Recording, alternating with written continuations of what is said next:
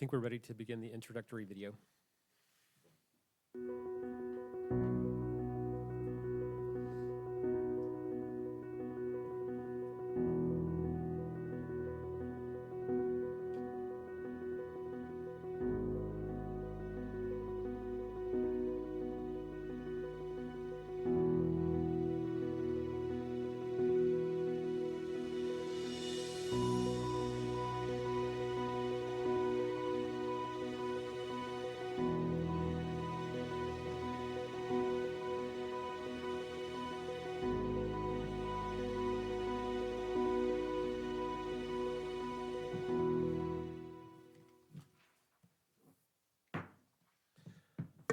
I'd like to call the May 16th, 2023 meeting of the Buncombe County Commission to order. Thank you all for being with us this evening. Let's begin our meeting with the Pledge of Allegiance. Please rise and join us in the pledge. I pledge allegiance to the flag of the United States of America and to the republic for which it stands, one nation, under God, indivisible, with liberty and justice for all.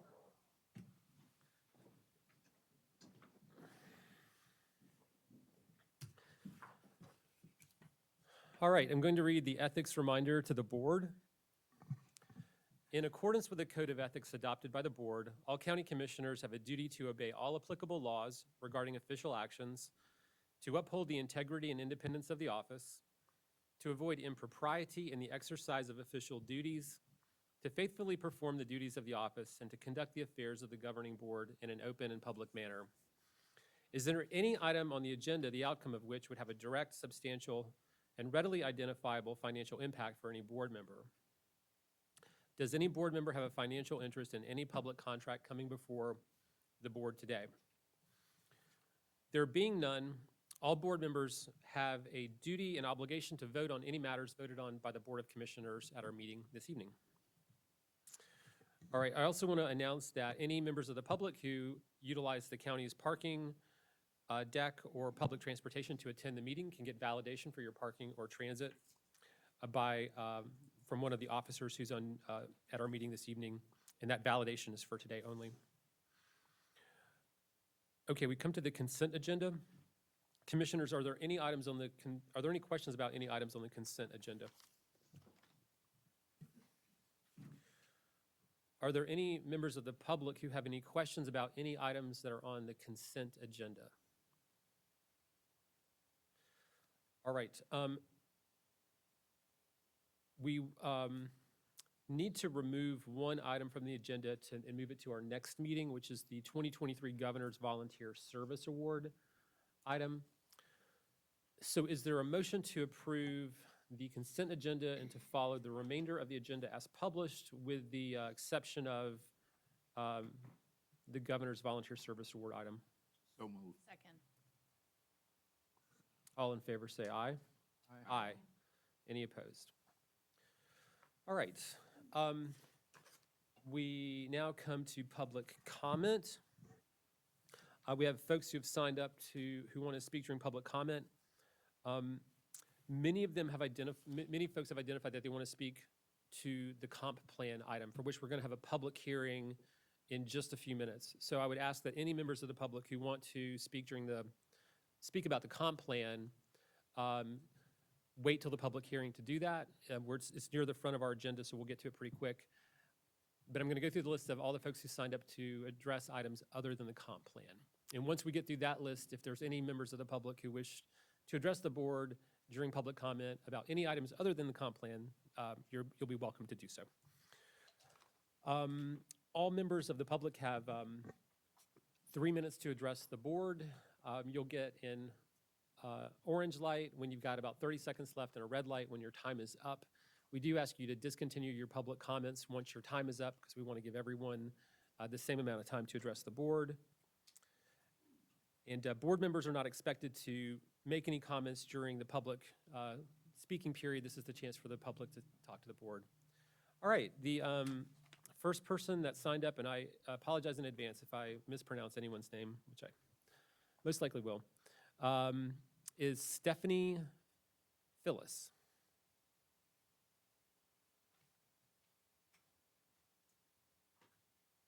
Good evening, Commissioners. Thank you for your service. I am Stephanie Phillips. I'm told my ancestry goes back 4 generations in Western Carolina.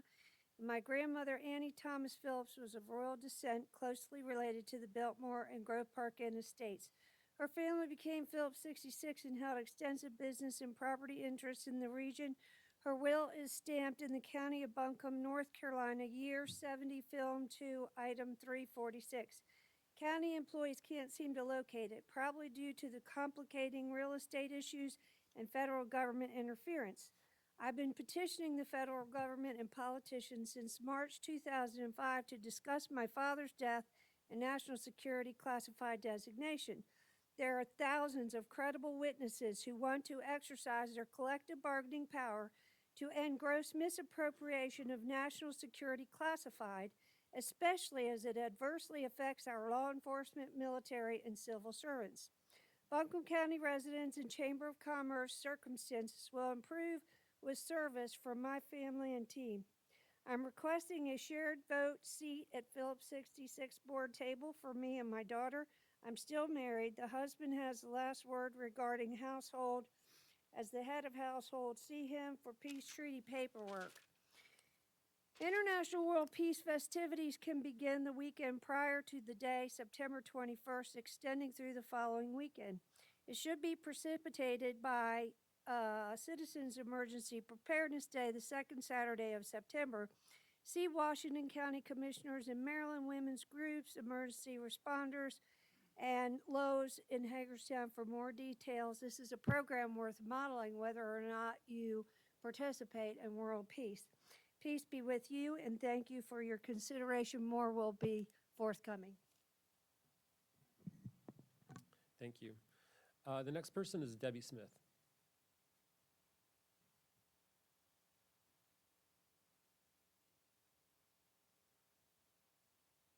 Good evening, and thank you. I am Debbie Smith, and I am the volunteer coordinator for the Asheville-Buncombe Regional Sports Commission. I'm here tonight to kind of ask if we kind of slow down the process of how this program is going, where it is working that the founding fathers are bringing the sports commission inside the TDA. I feel like that we will lose a lot if we do that. The program itself with the Sports Commission has a great power within the community. It brings in over thousands of kids and youth in the community, especially when it's Southern Conference time. It also brings 400 or more volunteers in to work with all the different events that go on. If it merges with the TDA, the Explore Asheville, what it does is lose its ability to be able to do events.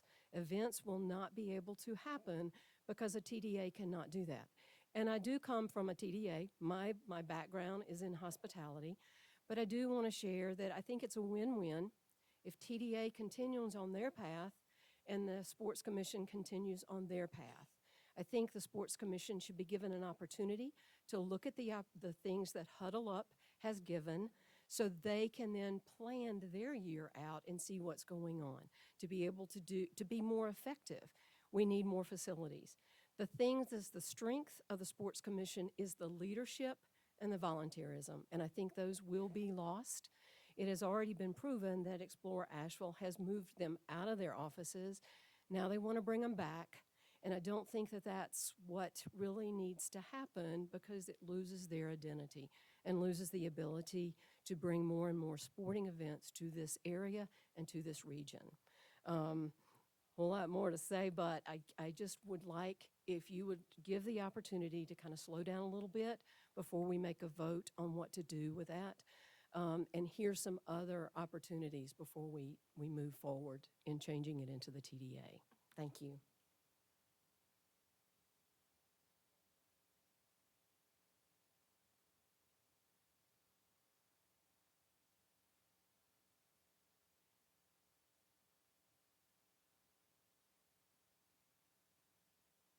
Thank you, Stephen Zubrod. I'm the board chair of the Asheville Sports Commission. I'm going to tag on to what Debbie's already said so well.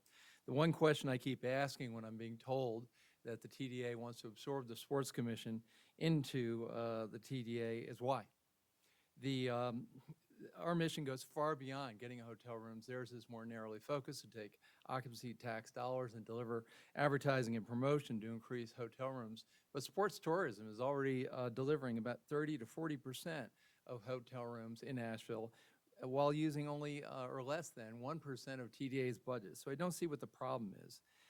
Debbie talked about bringing marquee sports events into Asheville, and we've got a great track record with not only SoCon, but also Fed Cup, Billie Jean King Cup, and who can forget when we brought Ukraine in to play the United States right during the Russian invasion.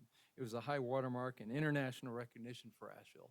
Also, when the Maui Invitational was just about canceled because of the pandemic, they reached out to one sports commission in the country to bring the Maui Invitational here where they didn't have to fly athletes and parents, and they turned to Asheville Sports Commission.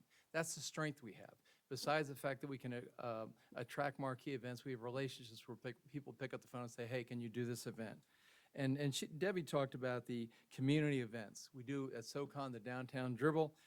It's unbelievable to see these young kids and families getting a free basketball. You've never seen faces light up like that. At the Fed Cup tennis, we had free tennis clinics for disadvantaged youths. These are children that don't normally go to country clubs to get a chance to play tennis at a country club. And we also had a handicap tennis tournament at the Billie Jean King Cup event. So these are things, community events. Would they continue if we were under TDA? I don't know why they don't deliver hotel rooms. So I'm going to ask for the same thing, that we continue to act and function independently as a 501c3 nonprofit that's doing great community work and a great job bringing marquee sports events to Asheville. Thanks for your time. Thank you. All right. Andrew Clark.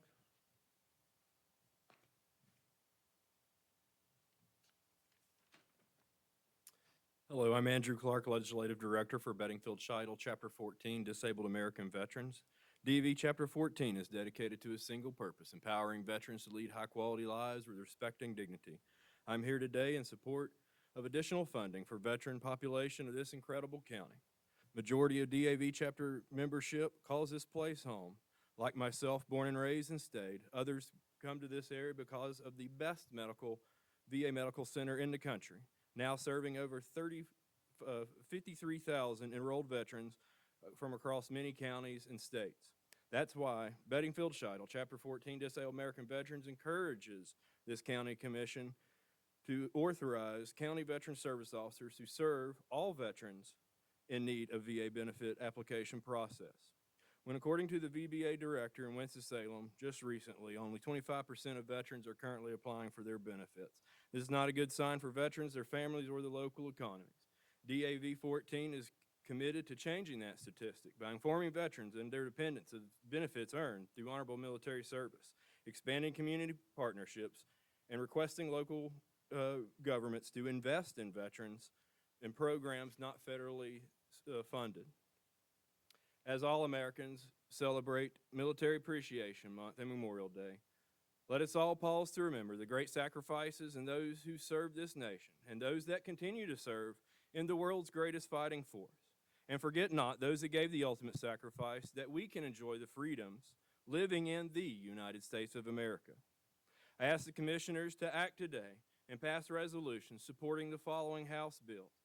House Bill 296, House Bill 139, House Bill 427, House Bill 487, House Bill 37, and House Bill 319. Bedingfield-Scheidel, Disabled American Veterans can be reached at dav14.org or by calling 828-367-0037, option 1. In closing, Disabled American Veterans Chapter 14 accomplishes our mission by ensuring that veterans and their families can access the full range of benefits available to them, fighting for the interests of America's injured heroes on Capitol Hill, and educating the public about the great sacrifices and needs of veterans transitioning back to civilian life. I appreciate the time, and now yield back. Thank you. Thank you, Andrew. Anthony Pinay? And I think we have some folks in the overflow room, so Lamar, will they be coming up as they get called? They will. Most of the people that signed up will be on here, but if you need to use the next person, I'll go to the next person, and then we'll catch up as, Actually, I see him running down the hall. okay. And the next person on the list is,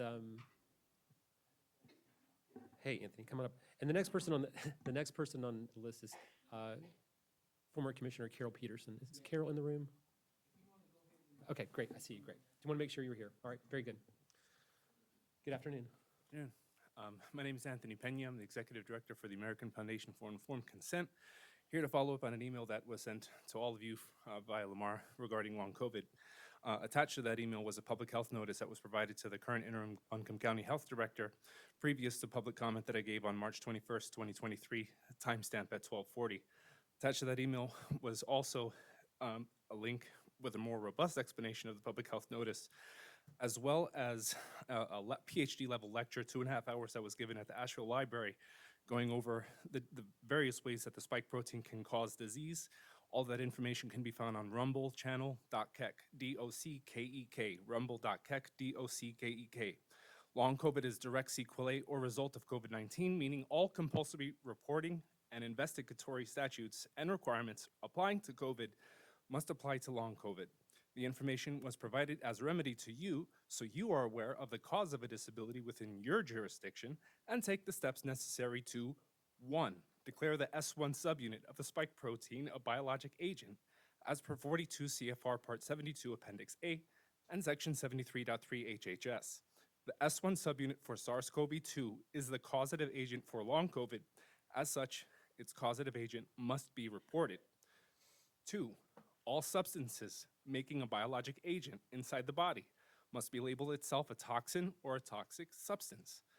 All injections provided for COVID-19 have been genetically modified by inserting methylpseudouridine along the entire mRNA genome inside the lipid nanoparticles.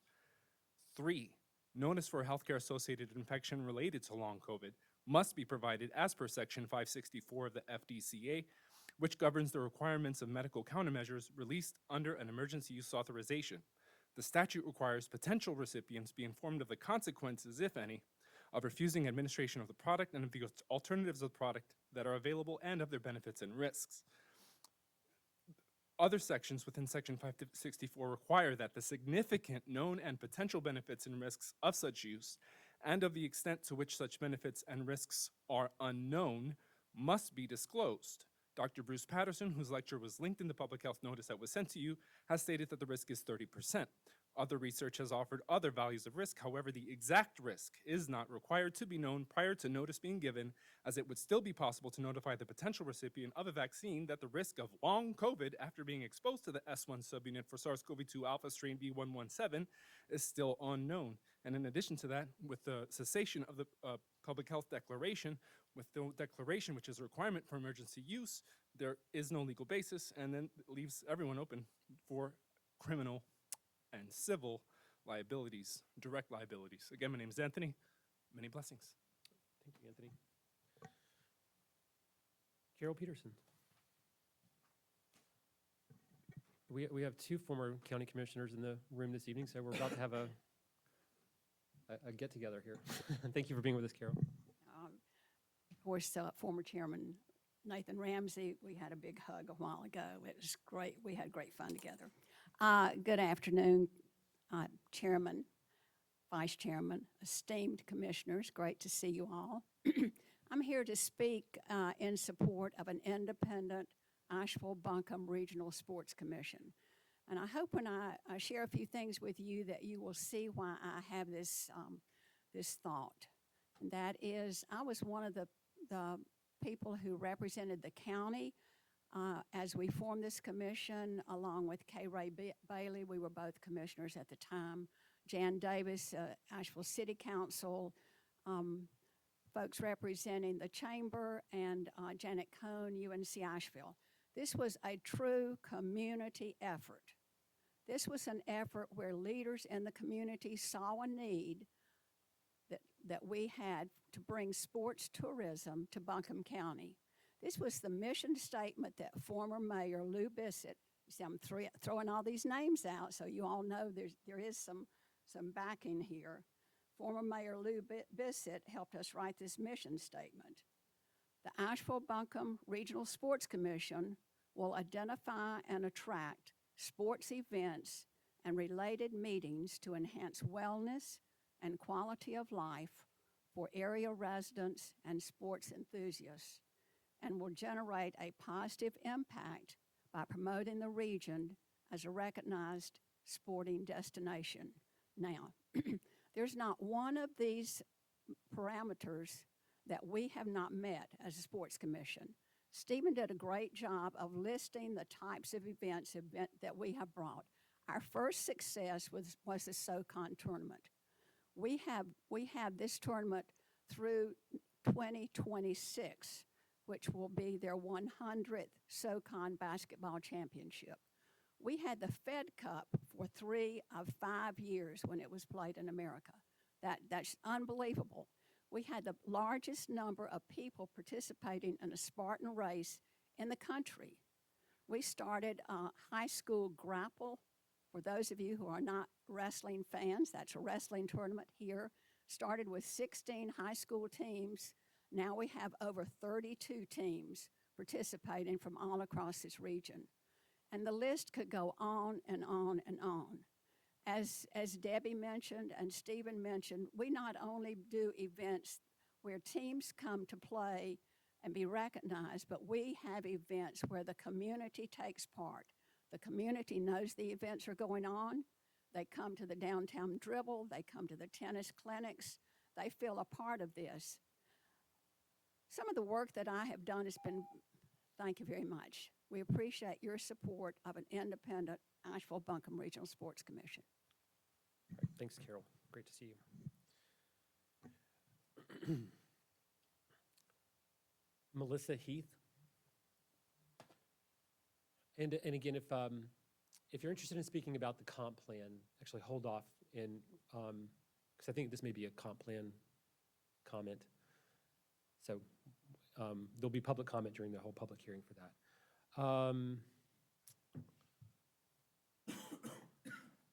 Is there anybody else who wishes to address the board about any items that are not on other than the comp plan?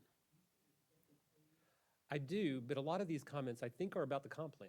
They don't say comp plan, but I think they're about the comp plan. So is there anybody else here or in the overflow room who wants to address something other than the comp plan?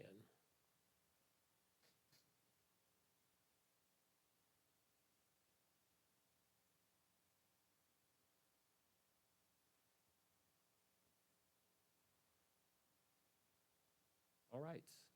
Okay, well, thank you to everyone who came out and took time to address the board during public comment. We appreciate it. Okay, the next item on our agenda is a presentation from former County Commission Chairman Nathan Ramsey, who serves us on the Land of Sky Regional Council. Thank you for being here, Nathan.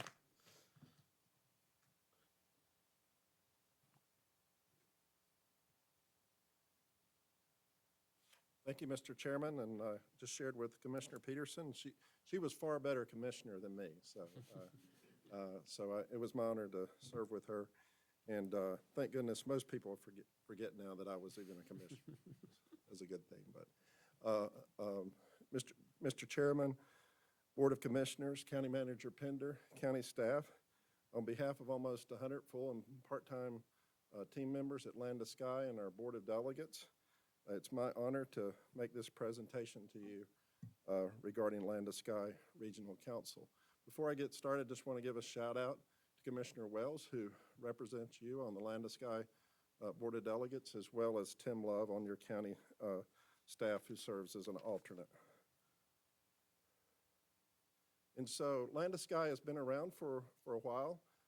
We actually started in 1966, so that was before I was born, so that means we're quite old. But we're one of 16 regional councils in the state of North Carolina, and we serve Buncombe, Madison, Henderson, and Transylvania counties, the 4 counties and the 16 municipalities in our region. We're very blessed that all of our local governments are members of Land of Sky Regional Council. And tomorrow is Council of Government Legislative Day in Raleigh, so we'll advocate to our members of our General Assembly for the work that we do. we're blessed that, you know, we reach across county lines, municipal lines to, in many cases, offer regional programs. So we have programs at Land to Sky that serve 1 county, 4 counties, 11 counties, 35 counties, some various combinations. We have one program that's a partnership with the North Carolina Department of Environmental Quality that serves all 100 counties in the state. And we have just started a program that's a multi-state program in partnership with East Tennessee Development District. So our mission at Land to Sky is, is to provide relevant and emerging solutions to, creative solutions to those issues emerging in our region, and providing a high-quality services to our member governments. So at the end of the day, we should never forget, you are our boss, we're accountable to you, and to our other local governments in our region. We're committed to treating all of our team members fairly, and we prize our diversity as a region. We want to treat all people with dignity and respect and compassion to foster a trusting and supportive working environment. We believe diversity and inclusion actually makes us stronger, and I think that's one of the strengths of our region. You know, we have a lot that bind us together, but you know, there's a lot of uniqueness in our 4-county region. But what I'm so proud of in my role is to see our region pull together to solve regional challenges, working together. And I'm very blessed to be a part of this effort. We are governed by a board of delegates. The board of delegates are representatives from each of our local governments. We also have representatives representing economic development interest and regional minority interest, as well as the chair of our regional aging advisory committee. Our board chair and the representatives from Buncombe County, Mayor Patrick Fitzsimmons with the town of Weaverville is actually our board chair, and Sandra Kilgore, who's the vice mayor of the city of Asheville, also serves on our executive committee. I'm sorry, I'm not good with the clicker. It's a little slow. How we're funded. We're very grateful for the support that Land to Sky Regional Council receives from our local governments. Our total local dues, you see, is about 2% of our budget. In some cases, actually a little less than that. Our local dues are $195,165. They were $184,880 in 2002. They were increased in 2008 to the current number. They haven't changed in the past 15 years, and we're proposing a budget for the 23-24 year with no dues increase. So if you don't remember anything else I say today, just remember we're not increasing your local dues. Your local dues go to pay for matches, required matches for federal programs with aging, and also with our matches required for the Appalachian Regional Commission and also the United States Department of Commerce Economic Development Administration. Our budget for the 22-23 year is over $25 million, and our budget increases over the year as we receive additional grants, and so we're going to propose a budget to the Board of Delegates in excess of $20 million would be our starting point for the 23-24 year. So we would argue we provide a good return on investment. For every dollar you invest, we're bringing almost $60 to our region, and in many ways more than that. So we're the lead economic development district for the Appalachian Regional Commission. The ARC serves the 13 states from New York to Alabama, and we also are the lead economic development district for the EDA. Our primary programs are our Area Agency on Aging, the Mountain Area Workforce Development Board, our Economic Community Development Department, and our Transportation Resource Center. But we also offer many programs beyond that.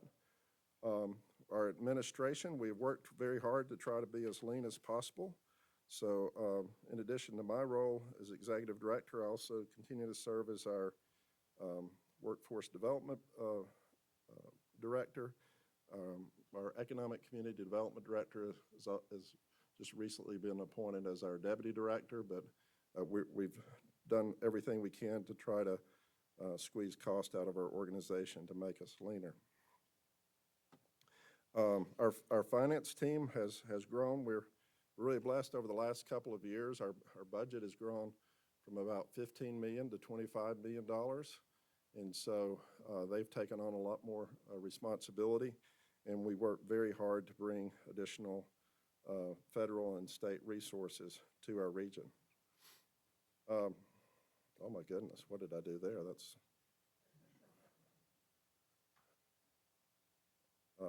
I don't think this clicker likes me.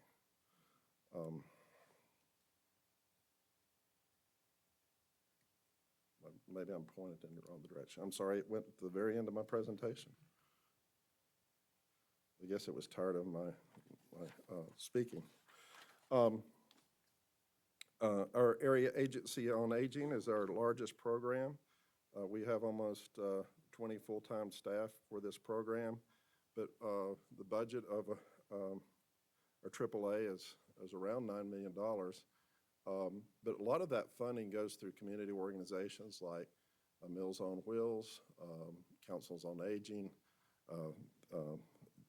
throughout the region. I want to remind you that May is Older Americans Month. It's a time we celebrate those in our community, our older citizens. I think that's very important because hopefully I think I'm an older person now, and hopefully I'll live a little longer and continue to be that. So we're grateful for those that take care of us and the many contributions our older adults provide to our region. We're really grateful for the partnership we have with your team and your aging team as well with Buncombe County Human Services. We do, part of your local dues go to our Aging Match.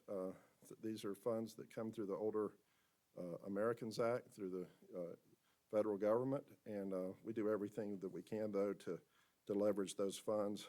During the pandemic, we saw a tremendous increase in funding that were there to support our older adults, and our AAA team did an outstanding job trying to deploy those resources for our region.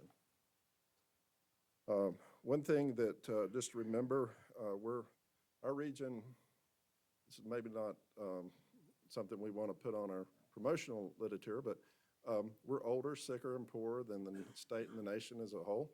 So nothing certainly wrong with being older, but we have a greater demand for services to support our older adults. And if you can see over time, our region, we will continue to age, and the aging profile will increase. So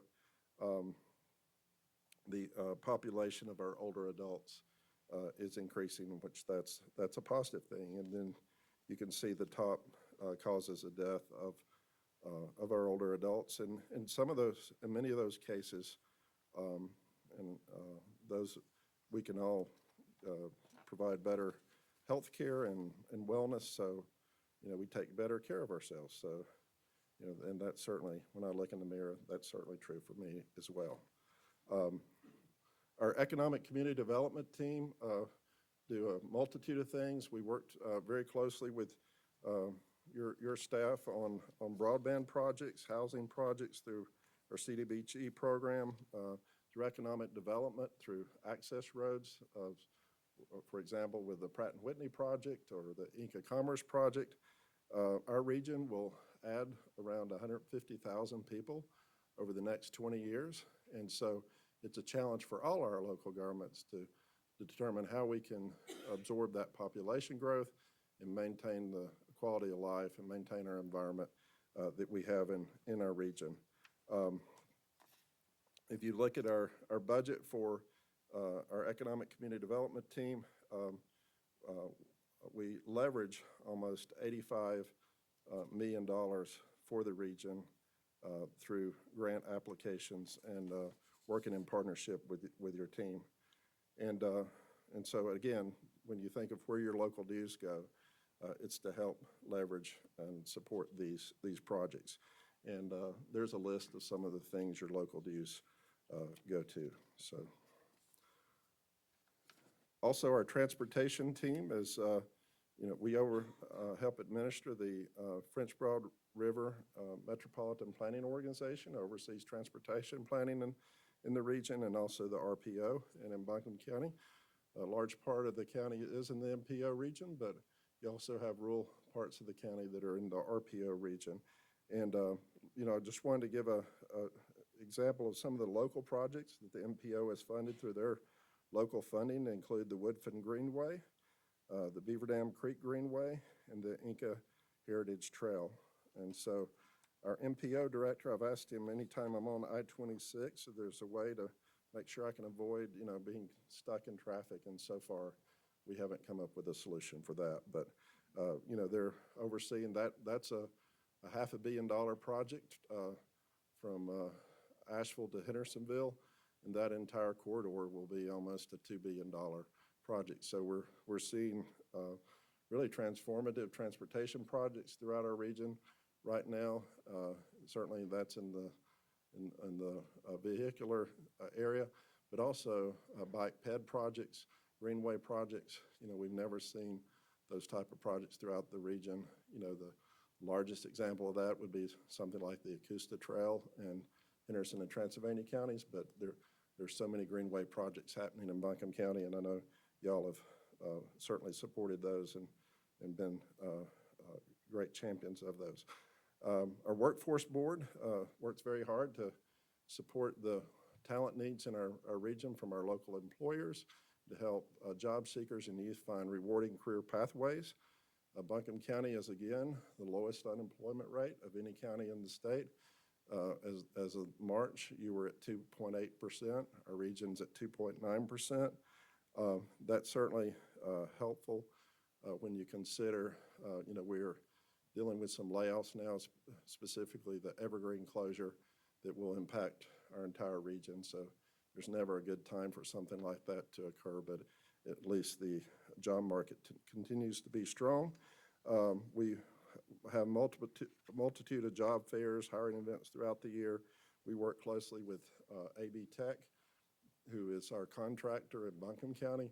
Also Goodwill serves as your contractor for the youth programs that we have, and that's in partnership with the North Carolina Department of Commerce, and those services are available through our NC Works Career Centers. We're going to hold another $19 an hour and beyond job fair at the end of June and in Fletcher, and that'll be a regional event. We anticipate we'll have over 80 employers attending that event.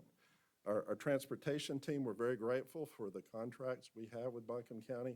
So we have a contract with you to administer your non-emergency Medicaid transportation program and also the Mountain Mobility program. And we hope we've provided you a high-quality service for those programs, and you've received a good value for your investment with Land to Sky. One of the things I'm excited about, and this is something that we've been blessed through the financial stewardship at Land to Sky, that we've had the funding to support the creation of a foreign trade zone in western North Carolina. You can see the gray areas of the state. Those are areas that are not included, and there's 20 counties in western North Carolina that aren't available to use this tool. So Foreign Trade Zone 301 will be established hopefully this week after the U.S. Department of Commerce Secretary signs off on that. Initially, it will be served through the Port of Greer in South Carolina, but our long-term goal is to create a port of entry at the Asheville Regional Airport, and the airport board is certainly supportive of that, and we've made a request and funding for the North Carolina General Assembly to help us make that happen. That would allow us to serve more counties, and basically this allows companies to be on a level playing field with their foreign competitors. Our Inspire program is a program that was funded through grants through ARC, Dogwood Health Trust, and Via Health. It's one of the most, as the name says, inspiring programs we have at Land to Sky, where we're truly impacting lives, those that have been impacted through substance use disorders.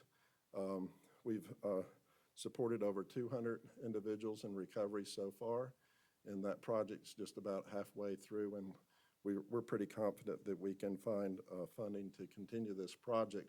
It currently is serving 11 counties in western North Carolina, and unfortunately, as y'all all know, the substance use disorder crisis impacts almost every family and community in our region, and one of the ways we try to grow our workforce is to help individuals who have often been sidelined to be able to have the supports they need so they can become taxpayers and support themselves and their families. Another project I'm excited about, I don't think it's been a while since Land to Sky has had a multi-state project, so earlier this year we were awarded almost a $5 million grant from the United States Department of Labor, and we're going to serve the two highest poverty census tracts in the city of Asheville with this project, serving youth ages 16 to 24. And we're also doing this in partnership with the East Tennessee Development District. This was a grant that required a two-state partnership, and we really appreciate our partners at East Tennessee Development District for working with us. The person overseeing this project is Philip Cooper, which many of you know Philip, and he's very energetic and passionate about our community and trying to help those who are in need. We are partnering with Dogwood Health Trust with the Healthy Opportunities Pilot. North Carolina has 3 pilots in our state to manage the social determinants of health, and Dogwood Health Trust was one of 3 of those pilots. We are helping support that pilot with housing and transportation and serving the 18 counties in the Dogwood Health Trust footprint. The goal is to help individuals receive the supportive services they need, housing, transportation, that will improve their health and in the long term actually save healthcare dollars, Medicaid dollars. And then finally, or one of our final programs I wanted to highlight to you is a project that was funded by the John M. Belk Endowment out of Charlotte. This is our Land to Sky P20 Council. We appreciate County Manager Pender for serving on that council and working with us. The goal is to increase educational attainment in our region, aligned with the state's My Future goal of 2 million by 2030. So we have over 10,000 individuals in our region that we need to upskill to give them higher educational credentials so they can help meet the workforce needs of employers throughout our region and allow them to earn a family-sustaining wage. So we appreciate your support. Thank you for everything you do for our community. We know serving in public office is a very challenging job. It's never been easy, and it's probably been much more difficult recently. So we appreciate your service to our community and to our region. And I'll be glad to answer any questions that you have. And I apologize, I'm not very good at a PowerPoint. No problem. Thanks, Nathan. Great presentation. Commissioners, any questions? I just want to say thank you, Nathan, for your leadership and the tremendous work of your team and what they do for our region, and especially for the good work that you've been doing with Evergreen and our neighbors in Canton. I keep hearing many people that compliment you on that work. Thank you. Well, we're blessed to have a great partnership with the Southwestern Commission that serves the 7 counties to our far west. And, you know, this is not a pleasant time.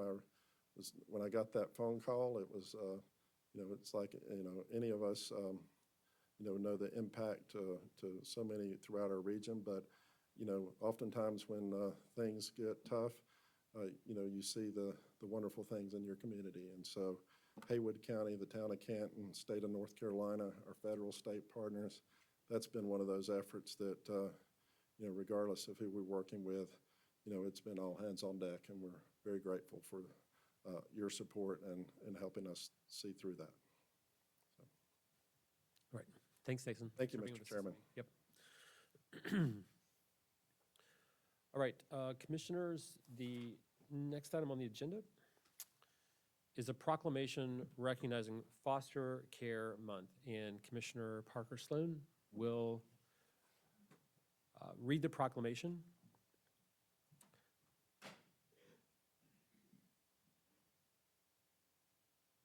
And I believe Lizzie Scheimer from Health and Human Services is here for this item as well. Thanks for being with us. Good evening. It's May and Foster Care Month. Whereas the family serving as the primary source of love, security, safety, and support is the very foundation of our community. And whereas in Buncombe County, the lives of hundreds of children and families are disrupted every year by crisis or conflicts in the home. And whereas in Buncombe County, there are over 360 children and youth in foster care that provide a safe, secure, and stable temporary home until permanent housing is identified. And whereas foster families in Buncombe County open their homes and hearts to children whose families are in crisis and play a vital role in helping children and families heal, reconnect, and launch children into successful adulthood. And whereas foster families are essential to the foundation of our communities and perform an extraordinary service by working in partnership with agencies and families to nurture children and provide an opportunity for healthy growth and development. Now therefore be it proclaimed by the Board of Commissioners for the County of Buncombe as follows, that the month of May 2023 be proclaimed Foster Care Month.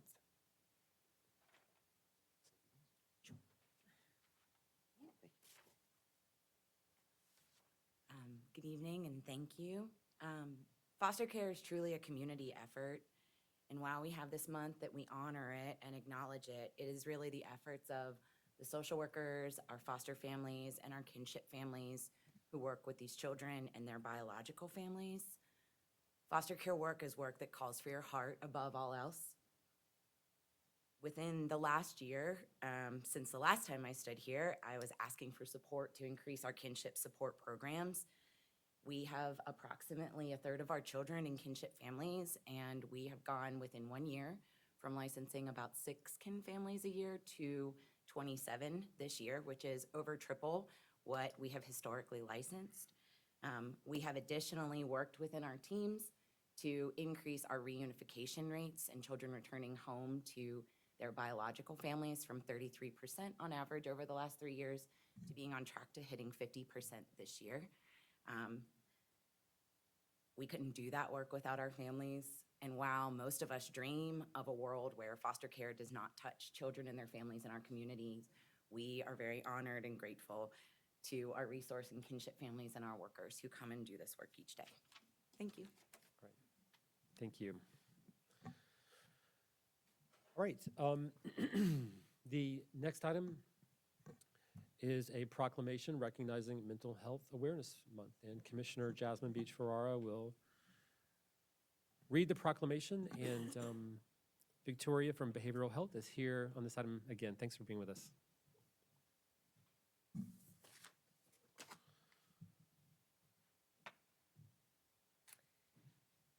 This is a County of Buncombe proclamation to recognize Mental Health Awareness Month.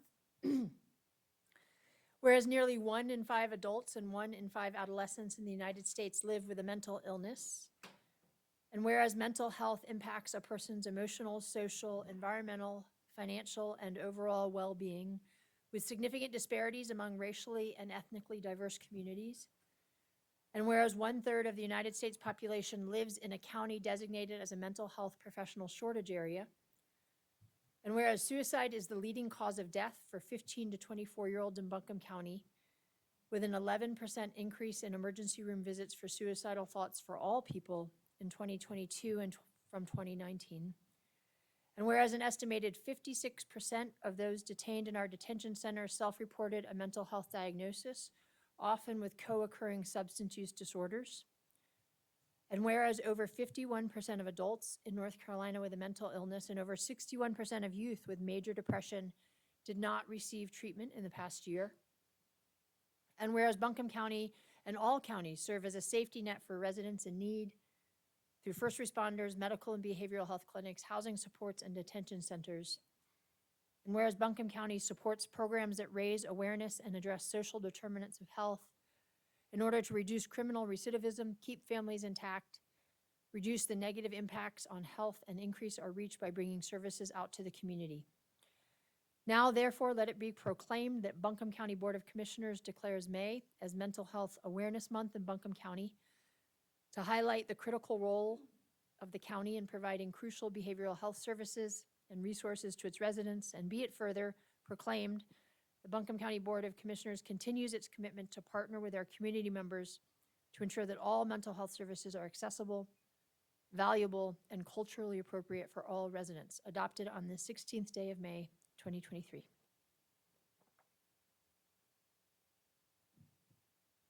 Thank you, Commissioners, for this recognition, and I just want to thank all of our staff, all of our departments, all of our partners in the community that are working tirelessly to meet those needs, and just acknowledging that even the workers that are helping others also have mental health challenges, right? I think recognizing that we can all have our moments, some more than others, and to make sure that we're able to stand in the gap is so important. So again, appreciate you recognizing this month, and we hope we can continue to meet the needs of our community as best as that we can. Thank you. Thank you.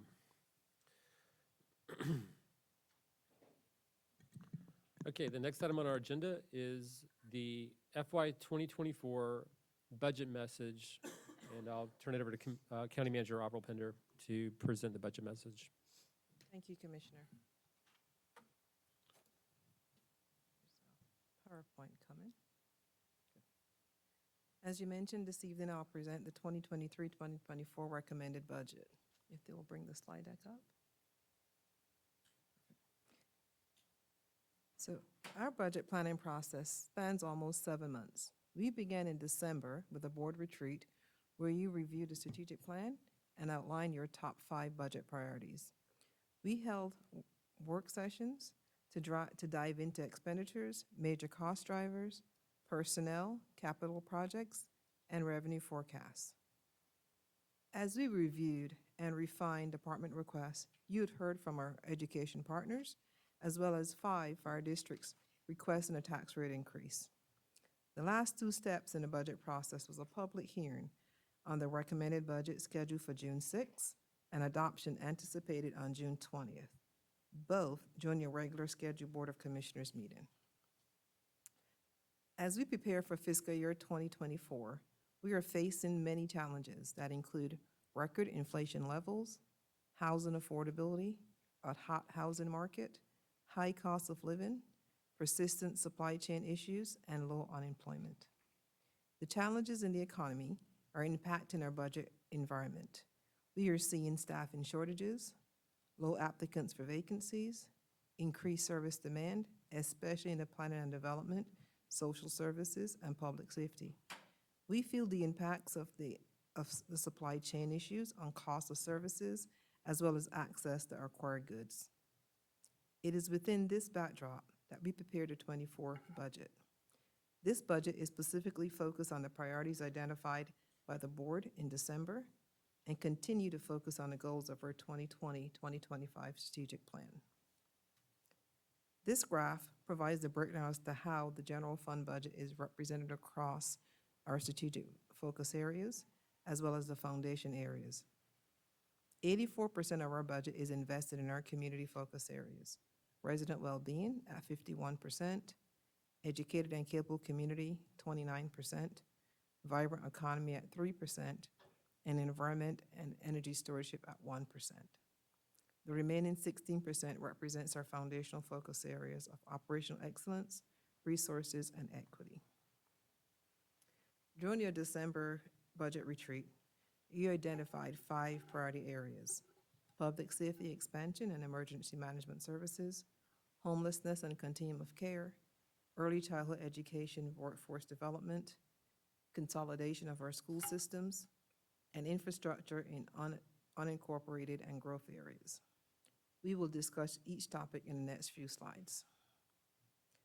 Earlier this year, you heard the results of an emergency management services study.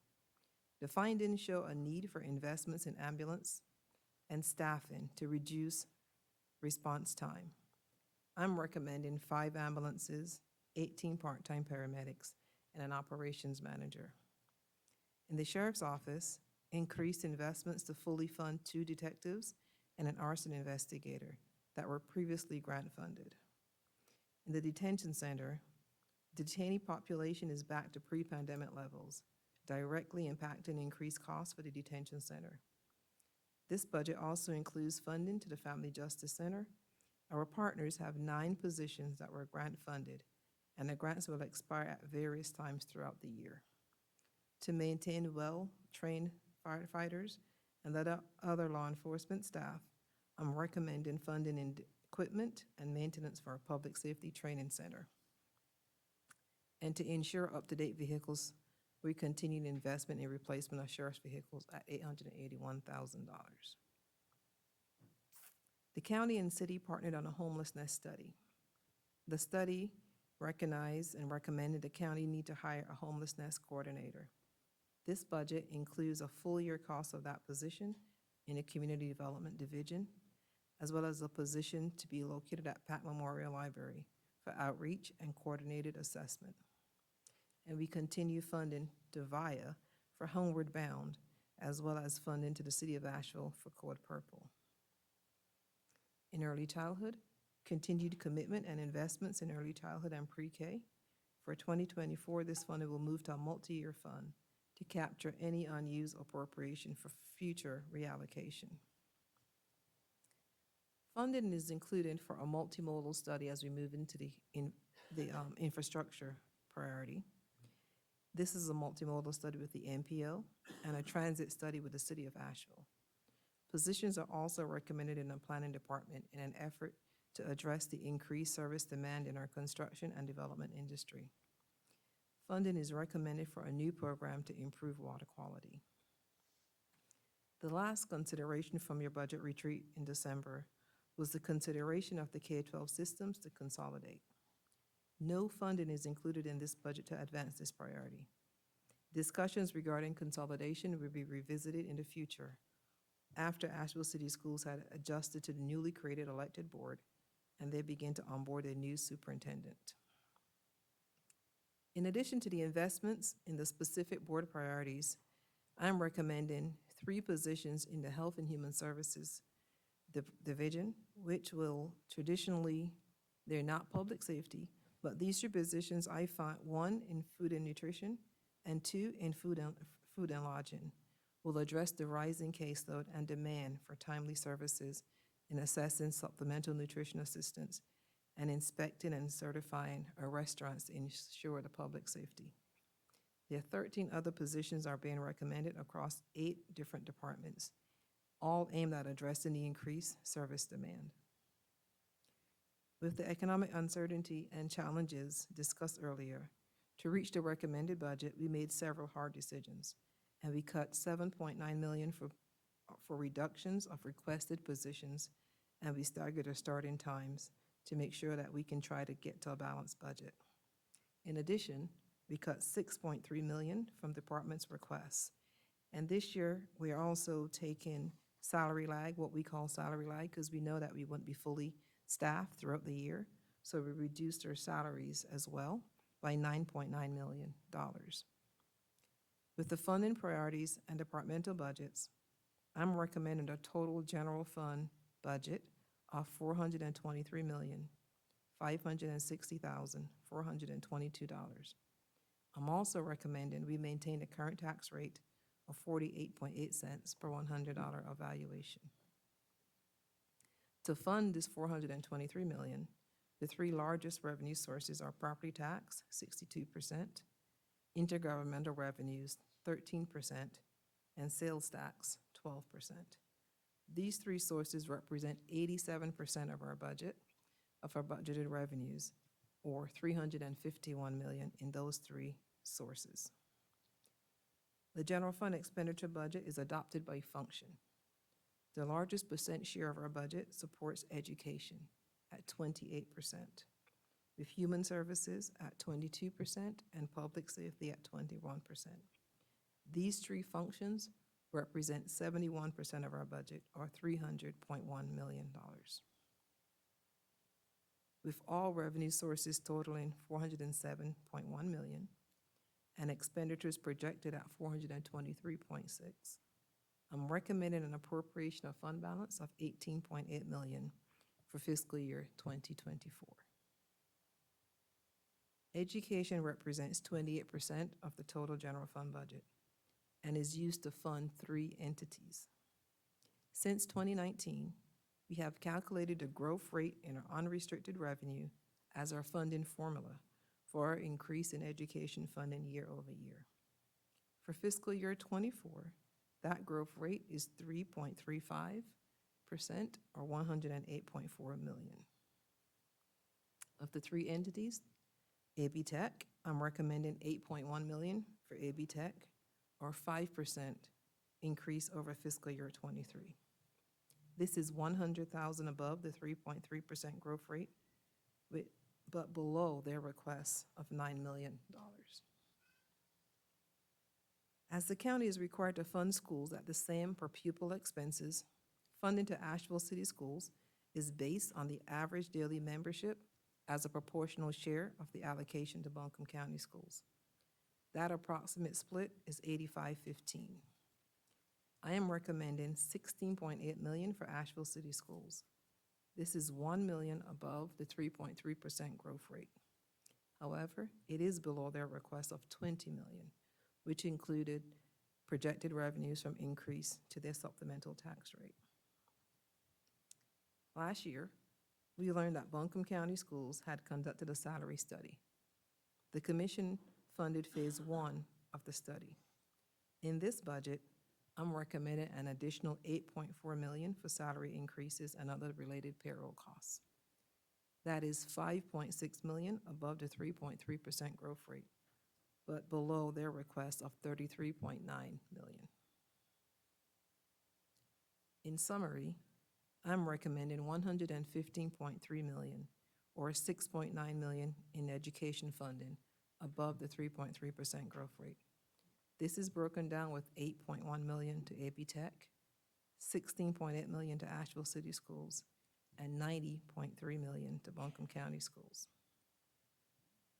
Moving to capital projects. As we continue to focus on addressing our facilities and maintenance issues, I'm recommending several projects to be debt financed, including renovations and major repairs, as well as begin design work on a countywide storage facility. Several information technology projects are being proposed. We will invest in risk management software, grant management software, and well and septic digitization, and several other technologies-driven solutions to help make Buncombe County's operation more efficient and effective. During our budget work session, the chairman suggested we look at financing our vehicles to maximize our available resources. We have incorporated a debt service on our fleet replacement instead of utilizing PAYGO for fiscal year 2024. In 2021, the board adopted an updated calculation for the annual cost of living adjustment.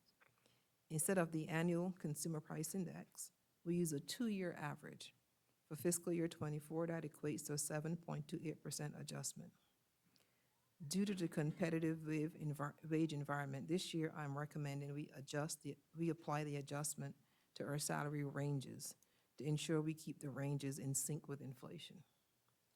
As requested during our budget work session, we will take an updated look at our salaries across the organization to ensure we're keeping pace with inflation and the region's living wage. I wanted to share the first allocation of our housing bond funds with you again. The Affordable Housing Committee has recommended the allocation of $13.4 million across 4 projects to impact almost 400 new units of affordable housing. We would include this funding in the FY24 budget. However, no debt service has been included, as we do not anticipate incurring payments in the fiscal year. Should the need arise to issue that debt sooner, we would need to identify a revenue source. At your last work session, you heard from 5 fire departments and Asheville City Schools regarding increases to their tax rate. the list that's supposed to be on the screen would have shown you the special district rates. Okay. So in closing, really, all documents associated with the FY '24 recommended budgets and proposed fee schedules are available with today's agenda. The FY '24 Budget Explorer is online to the public and can be used to explore our budget in more detail.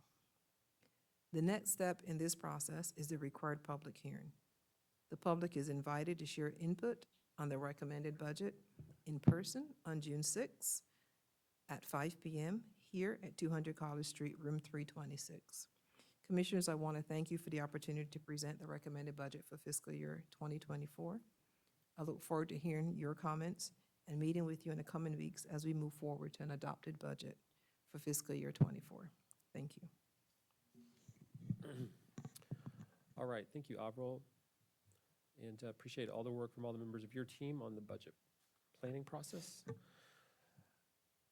So this is the meeting where we hear the budget presentation from the manager on the manager's proposed budget.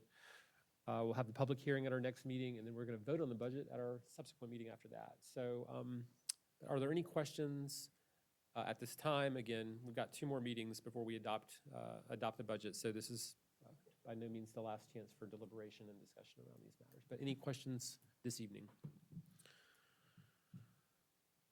And All right. Commissioners, I will reach out to each of you next week to make sure we get some time to hear any comments or any concerns that you have. Thank you very much. All right. The next item on our agenda, we have two public hearings related to land use related items. The first is the Lake Eden rezoning request, and Shannon from our planning office is here to present this item. Thanks for being with us. All right, and again, I'm Shannon Capizali. I'm one of the planners with Buncombe County's Planning and Development Department, and this is the review of ZPH 2023-00010, which is the Lake Eden map amendment. I don't know what I'm supposed to be pointing this at. Oh, there we go. So this hearing was properly noticed, and all applicable parties were notified of the meeting in accordance with general statutes and county code. That included a legal ad in the Citizen Times newspaper, notices mailed to property owners within 1,000 feet of the subject parcel, a notice on the county's website, and physical postings on the property. The applicant is Lake Eden Preserve, LLC. I think I might have gone too much. There we go. The owner is Conanala Farms, LLLP, and the property is an unaddressed parcel off of Lake Eden Road. It's over 48 acres in size, currently vacant, and will be served by public water and MSD sewer system. The application is to rezone the property from the existing R2 residential district to CR Conference Resort. You can see the current zoning map on the left side of the slide and the proposed rezoning on the right side. This chart compares the dimensional standards of the 2 zoning districts. And in addition, the type of uses allowed on the property would increase. Currently, the R2 zoning district is primarily a residential district. CR zoning would allow uses such as campgrounds, hotels, offices, restaurants, and other types of uses.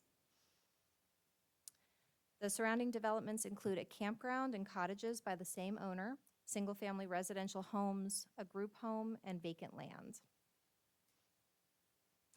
And the Planning Board held a public hearing on April 17th of this year where they voted unanimously to recommend approval of the rezoning application.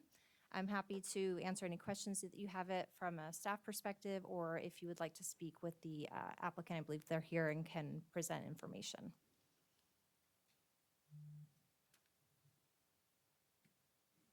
All right, thank you very much. So should the, Michael, should the property owner present now or during the public hearing? Okay, sure. All right, if we'd be happy to hear from the property owner or their representative. Thank you very much. My name is Bo Carpenter. I'm an attorney and law partner of Derek Allen at Allenstall Kilbourne. It's my pleasure to present this rezoning today on behalf of my client, Lake Eden Preserve, LLC. Lake Eaton Preserve is the company that operates Camp Rockmont in Black Mountain. Camp Rockmont has been in operation since 1956 as a Christian camp for young boys. In fact, it's the former location of Black Mountain College, so it has quite a bit of history to it. It's also an interesting company. It consists of former campers who came together to form this company to purchase the 500-acre plot of land on which the camp sits. And so it is operated by people who have an interest in seeing the success of this camp indefinitely. I have some people here today from leadership with the camp and my client's company. There's Chuck Flournoy, who is the manager of Lake Eaton Preserve. He first attended the camp back in 1972, and he's still very active in camp operations, and he'll speak after me today if that's allowed. Also here is Brandon Ashcody. I believe he came in a few minutes ago. He was a camper for 8 years, starting in around 1988 or so. He's a board member of the company. He's also a member of the ownership group, and he's been very active in getting in the operation of this company and the rezoning. And then finally here is David Bruce, who's in the front row here. He was the majority owner of the camp for, I believe, approximately 35 years until he sold it to the current entity, but he still retains an ownership interest in this company, and he's here to support this request for rezoning. As Shannon explained, this is a request to rezone a neighboring parcel of approximately 50 acres. This parcel is owned by an LLC, which is also controlled by a former camper. And so they're very supportive of this rezoning. And this property has been used by the camp for years, pursuant to a long-term lease. And it's currently zoned R2, and we're asking for that to be changed from R2 to CR, which is Conference Resort. And one of the uses listed under Conference Resort is summer day camp activities. And so this is a natural fit for this piece of property. It's also worth mentioning that the property owned by my client, Lake Eaton Preserve, is also zoned CR. So this rezoning would match the current use or the neighboring use of my client. And really that's the goal of this request, is to align the zoning of this property with the current use and with the use of the camp, the neighboring camp. We made a point to meet with staff very early on in this process, and you know this already, but you have an awesome staff in the planning department, and they were very, very helpful and supportive of this request. While we didn't have to, we took the liberty of sending out a letter to the neighbors to let them know what was happening and to provide an opportunity to comment and to ask any questions they might have, and we'd only heard support. As you've heard, the planning board approved this unanimously. I understand the county manager supports this. I believe this should be a pretty easy decision for the Board of Commissioners tonight. Again, I appreciate this opportunity. I'm going to introduce or invite Chuck to come up and say a few words. And Mr. Free, is it appropriate for the comments to continue just outside the public hearing, or should we open the public hearing for additional public comments? I believe typically the board will ask for these comments to be at the beginning of the public hearing. Okay. Let's hold off for just a moment, and let's open the public hearing, and we'll take these comments on the record in the public hearing. All right. We'll open the public hearing at 6:19 p.m.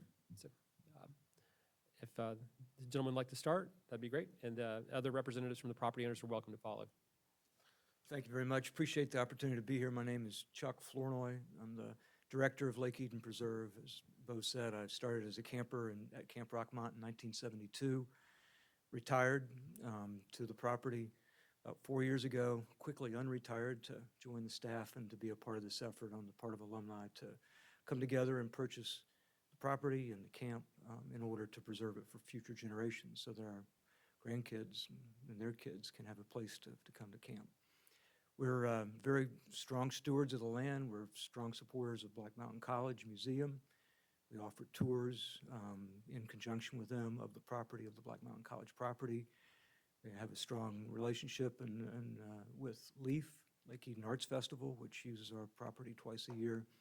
And really, our request is simply to extend the uses of our camp into this new property that we're leasing. So that's the long and short of it, unless anyone has any questions of me. We appreciate the opportunity to be here and the opportunity to serve the community. Thank you. All right, who else would like to address the board? Any other representatives from the property owners group? I don't believe so. Okay. Okay, either way. Are there any other members of the public who would like to address the board during the public hearing on this rezoning matter? All right, if not, I'm going to close the public hearing at 6:21 p.m. And Mr. Frew, would you summarize the motion necessary on this matter?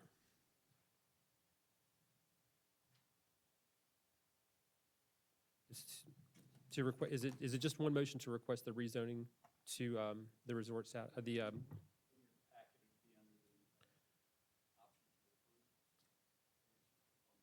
just one motion, okay.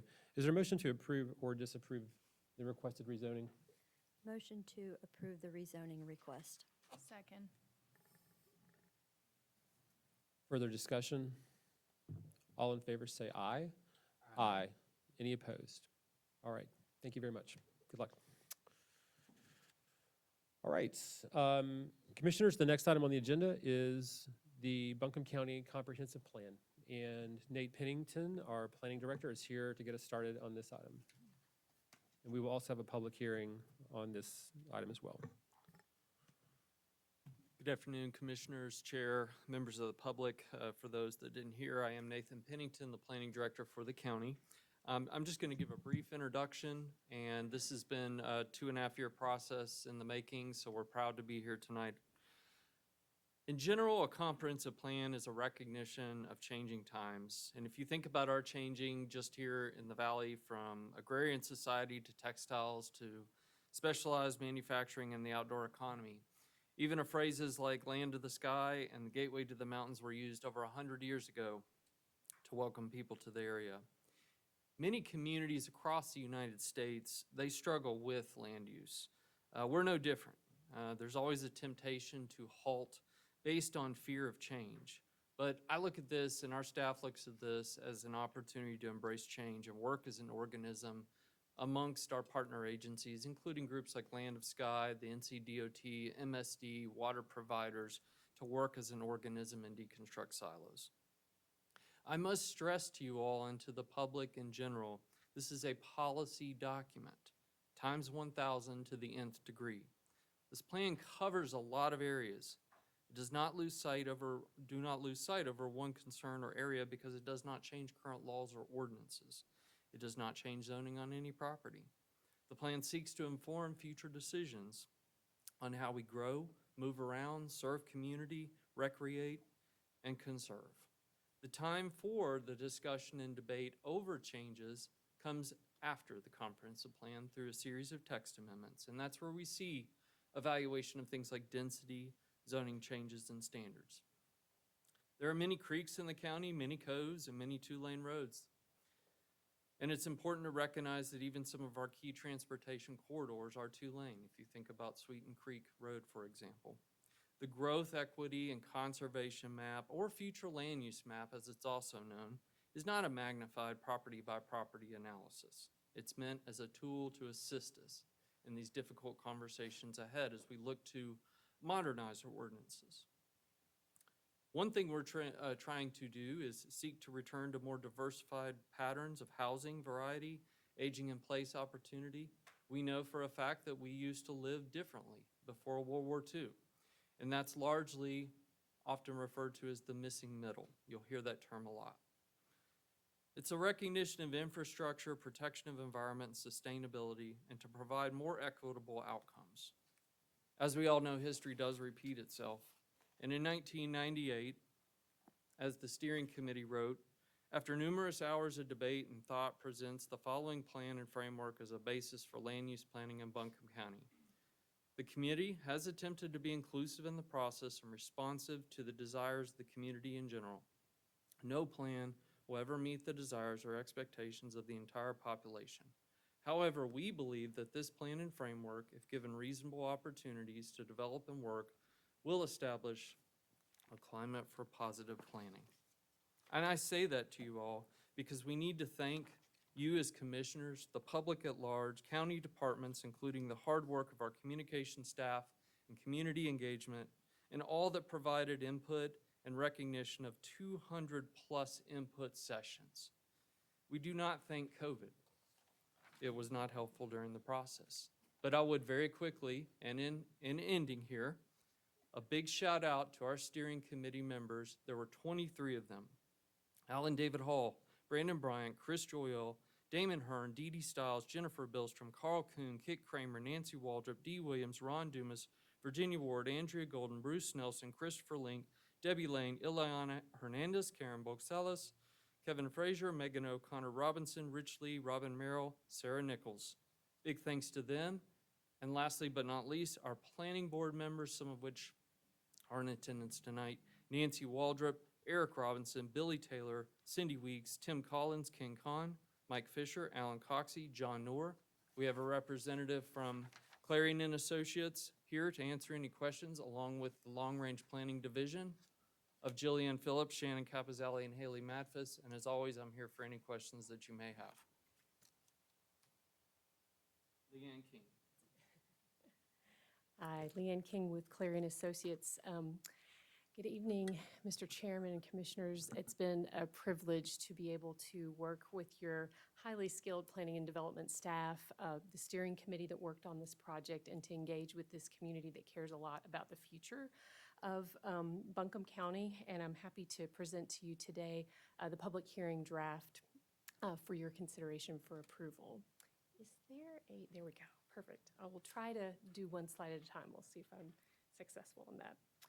Today, I'm going to share with you a little bit about the process for developing the plan, some of the highlights of the comprehensive plan itself, revisions that were requested at the joint work session, the planning board endorsement that happened recently, and finally, I'll take any questions that you have as you consider adoption of this plan.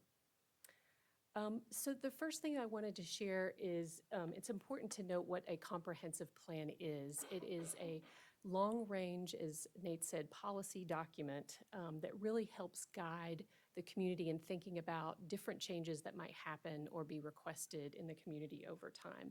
Its central focus is really focused on physical planning related to land use and development, transportation, infrastructure, but it touches on a whole host of different issues: economic development, housing and neighborhoods, public health. There are a lot of different topics that influence how we plan and shape our built environment. And this comprehensive plan is comprehensive in nature in terms of addressing a broad variety of topics.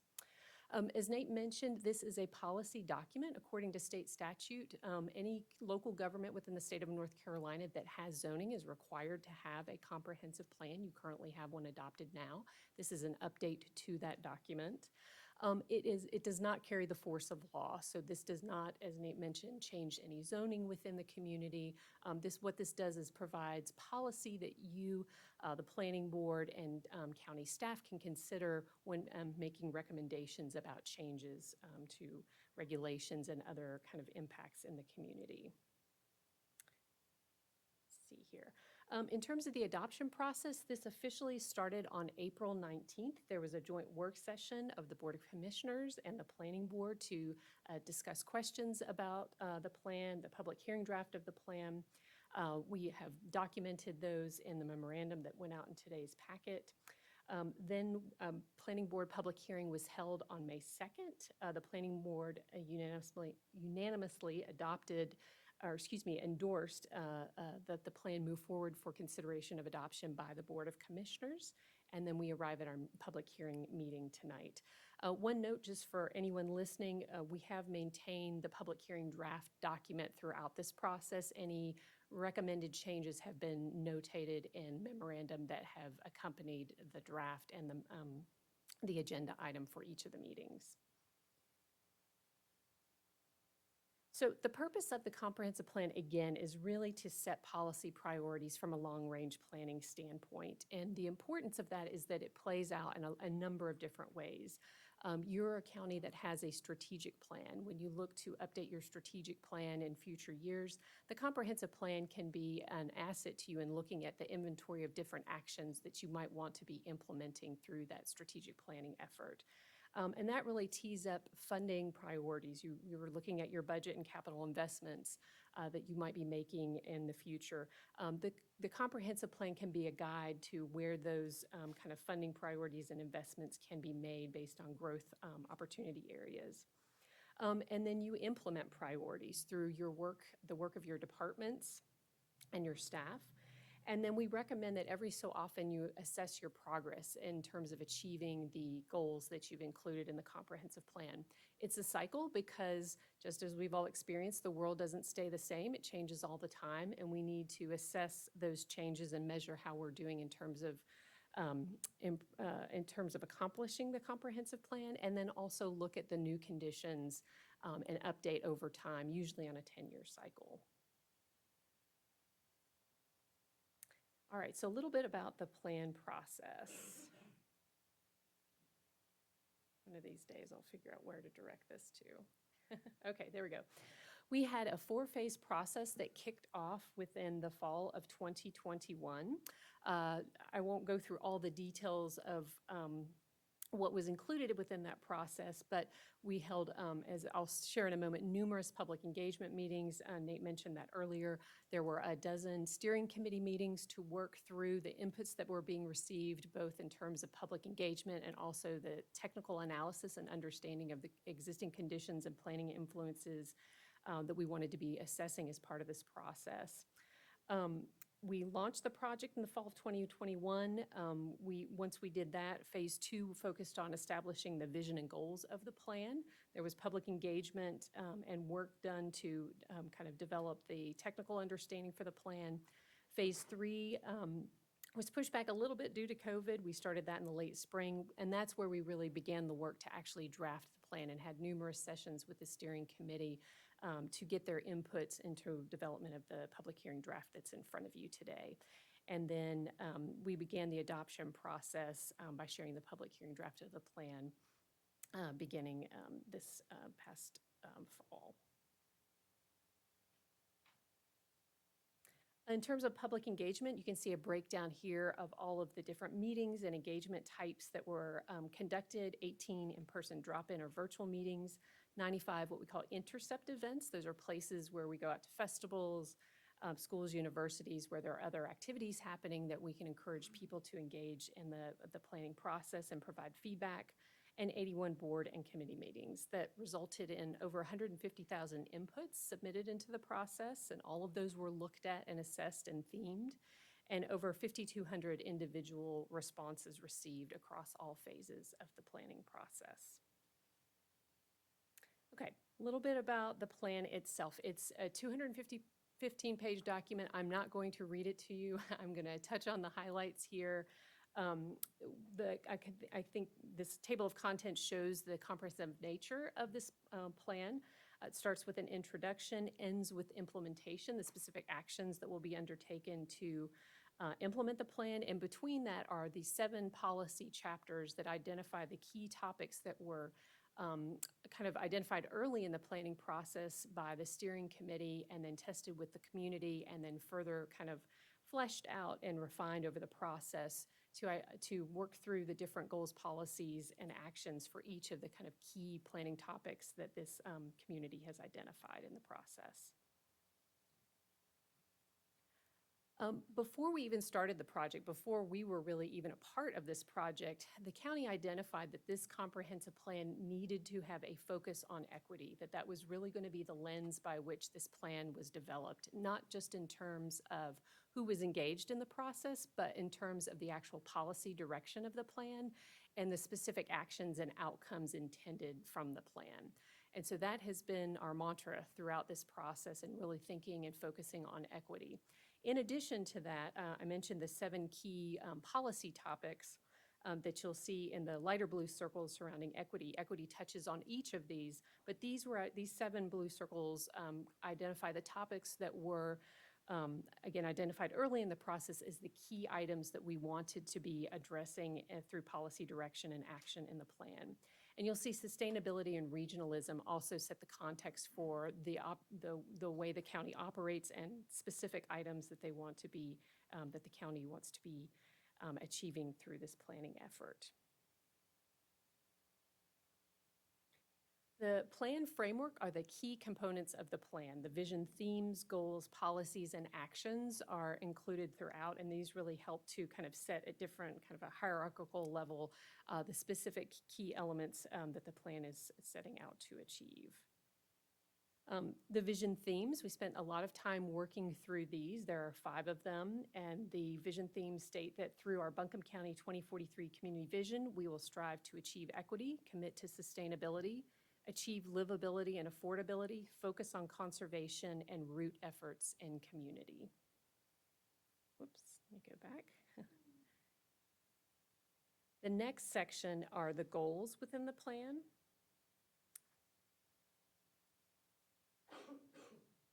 There we go, thank you. Those are those 7 key policy topics. For each of those policy chapters, there is a goal that explains in a little bit more detail what we're intending. For example, growth, equity, and conservation, that chapter, what is the goal related to that we want to achieve? It builds on the vision themes, but provides more specificity in terms of outcomes that are intended to be achieved. There are 35 policies within the plan broken up across those 7 chapters. Those policies provide more detail about how we want to achieve that goal, and specifically the policy direction for how those goals will play out over time. And those can be used as you make decisions related to development proposals, capital investments, new operations and programs.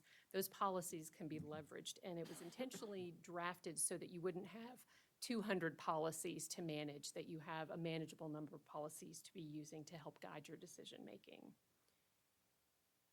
Actions, there are 41 specific actions, again, separated across those 7 policy chapters. And again, these actions are really a good inventory for consideration as part of future strategic planning processes to identify particular items that the county might want to be implementing directly. A couple of new tools are included in the public hearing draft of the comprehensive plan. The first is what we call the Growth, Equity, and Conservation Map. Others might have heard of this called the Future Land Use Map. That's the common name. It has a more specific name here for Buncombe to express the real kind of goals of this planning effort, growth, equity, and conservation. So this is a tool that can be used particularly for, similar to what we were just seeing, rezoning cases or any kind of legislative decision-making related to land use and development, and helping to inform what's the policy direction regarding different locations across the county. One key note about this, again, is that this is policy guidance as the decision-making body, particularly on rezoning cases. This is guidance for you. This does not tie your hands to the guidance that's included in the plan. You have the ability to assess other considerations and make choices that are counter to this. And the state statute has specific requirements about making statements of consistency, but allows that flexibility in decision-making to use this as a guidance tool. Again, it doesn't have the force of law. The next kind of new item that's included within this comprehensive plan that we spend a fair amount of time working with different departments within your county to refine, and working with the steering committee, is what we call identifying and evaluating equity opportunity areas. So on that last map that I showed, you might have seen there was an equity name in the legend of the map, but it didn't have a specific color designation on the map, and that's intentional. The process here is intended that for any proposal, legislative decision proposal that comes forward, that there's a process to consider the equity impacts of that project on an individual basis by looking at a community index map, using the county's equity analysis tool that's been refined to kind of development review conditions, and that a staff report would be prepared to provide that information to planning board and commissioners in consideration of projects. And that's, again, to really kind of help emphasize and operationalize thinking about equity as decisions are made on a day-to-day basis.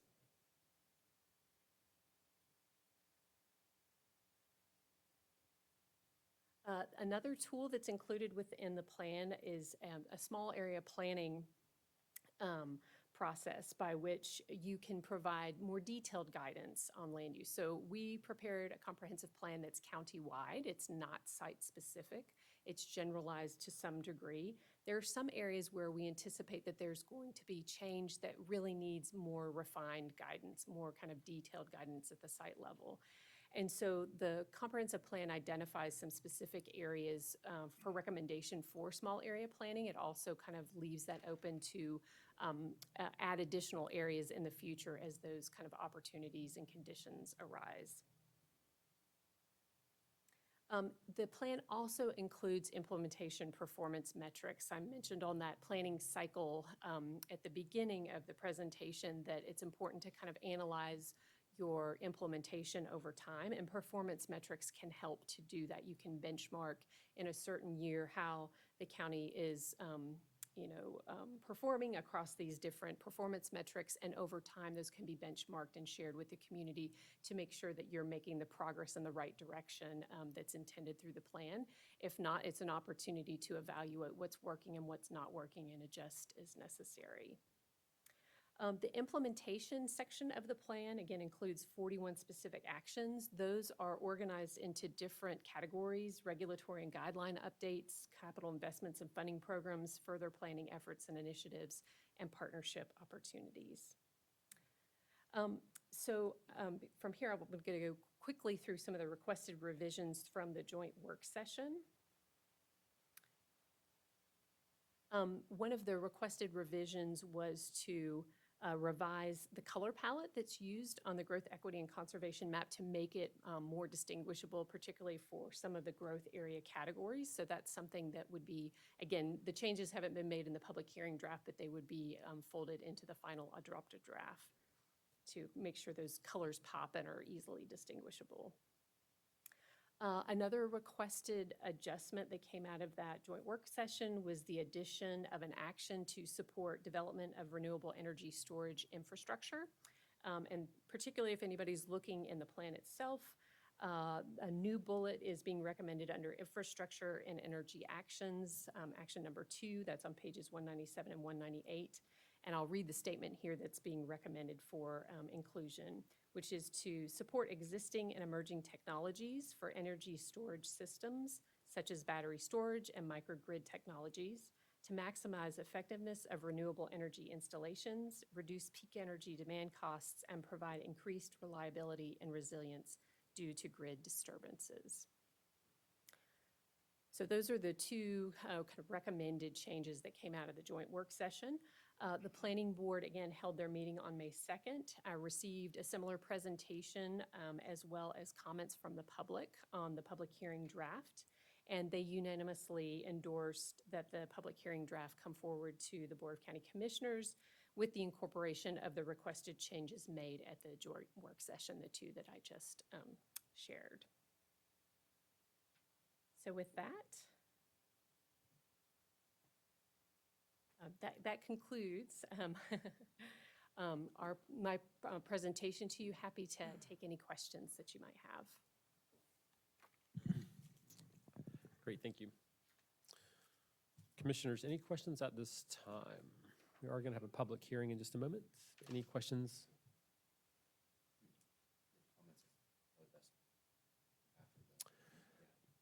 Either way is fine. But yeah, there'll definitely be a chance for further discussion and comments after the public hearing.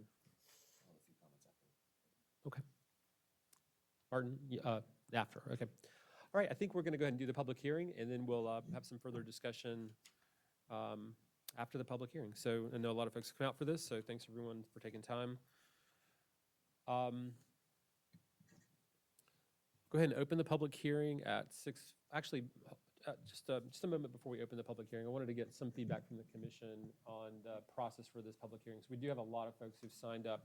Looks like we've got 34 folks who've signed up on the, indicating they want to speak. There could be other folks who want to speak as well.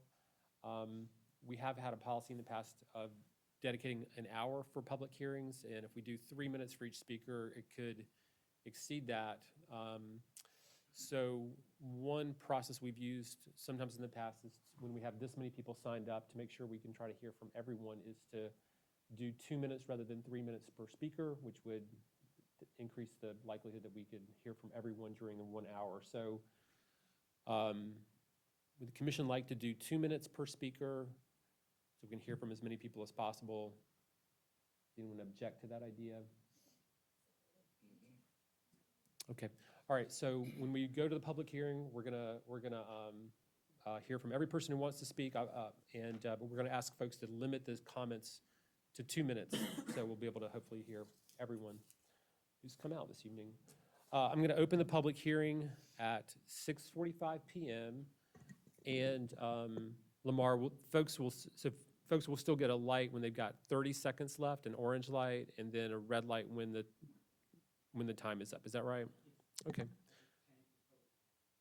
Okay, all right, thank you very much. I apologize in advance for mispronouncing anyone's name. And again, once we go through the list of everyone who's signed up, we'll open it up to anyone else who wants to speak on the comprehensive plan as well. First person on the list is Tim Collins.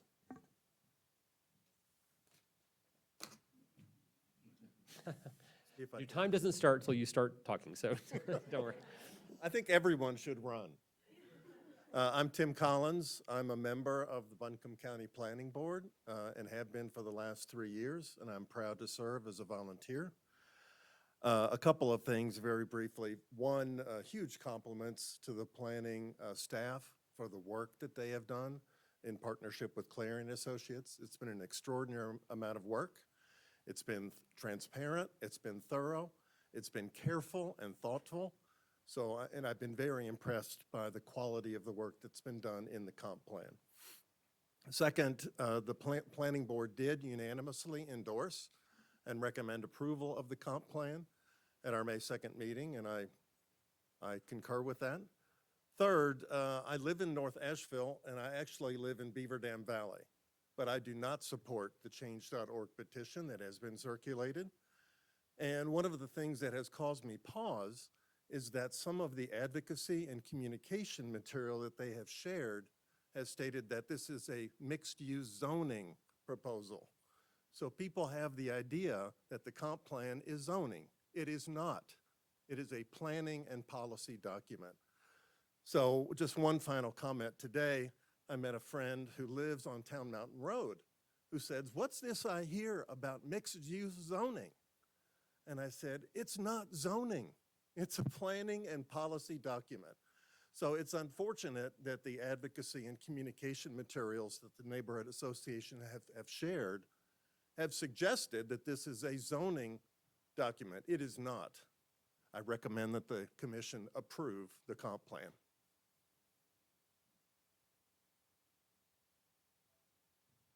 The next person on the list is Suzanne Peebles.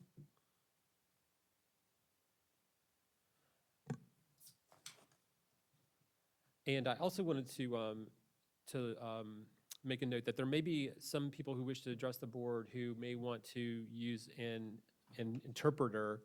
And if that's the case, if the board is supportive, since they will need some assistance with like they'll make comments and the interpreter will share them, I think it would be appropriate to add a little bit of additional time since to add for the interpretation. So maybe we'll keep the original 3 minutes for those who would ask for an interpreter to assist in sharing their comments, if that's agreeable. All right, great. Go ahead. Hi, good evening. I'm Suzanne Peebles. I've met with some of you and we have talked about the issues. And I am sorry if there's any confusion that we never thought this was zoning plan. We understand this is just policy. I'm sorry our message didn't get out well. Tonight I just wanted to ask again that you please consider changing the eastern end of Beaver Dam Valley Road. Sorry, a little nervous. All right, you're fine. That it be changed to a rural designation instead of the mixed use. For all the reasons that we've talked about mostly just about the safety of Beaver Dam Road. We need to be able to take the time to work with the city and the state to improve that road before we can get any kind of larger mixed development at the end of Beaver Dam Valley, Beaver Dam Road. So specifically, we asked the Beaver Dam Valley be assigned the rural designation that better aligns with the 2009 county ordinance and with our current zoning. We're not afraid of change, so what we're asking is that change, and then we use the comp plan process for the small area planning, where we can bring together the entities that need to focus on how do we improve this area so that we actually get the horse before the cart and actually improve the area before we start to do the development. So I'd really look forward to enhancing Beaver Dam and for the ability to improve it so that we can have the development and be able to share Asheville with many more people.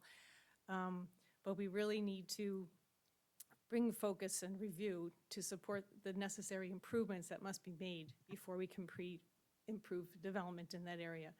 I look forward to working with all of you. Thank you very much for your time. Thank you. All right, next is Susan Feinblatt.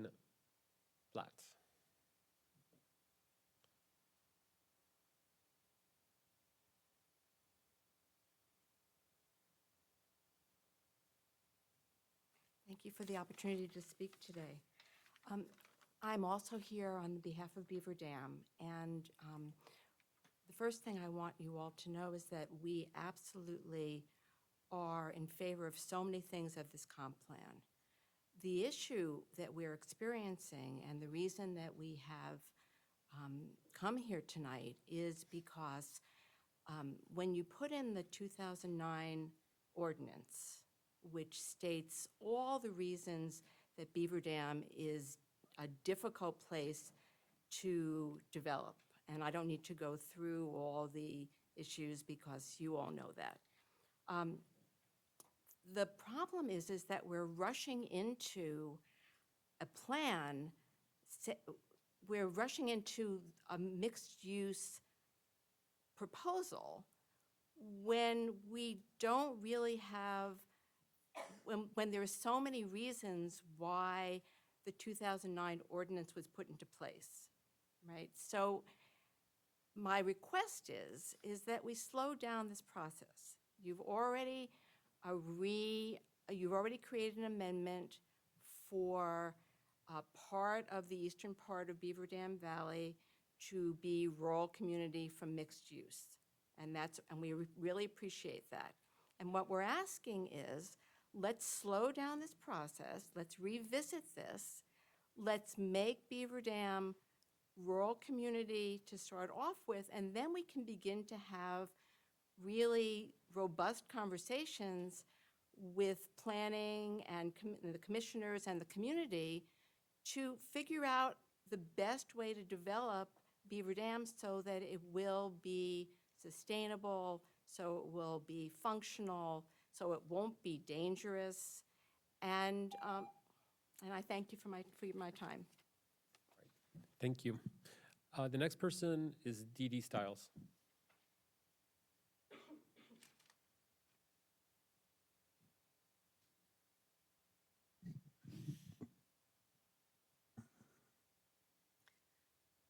As you know, I was on the steering committee and had my share of input there.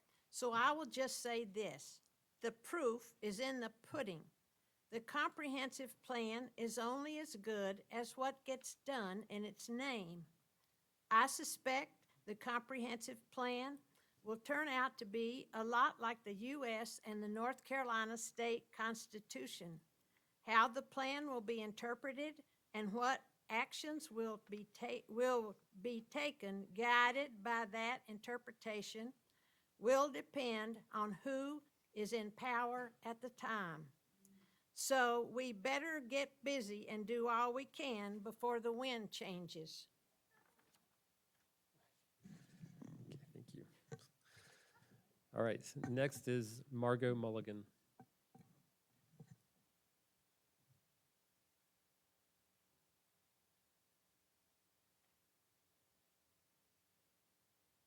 Hi, good evening.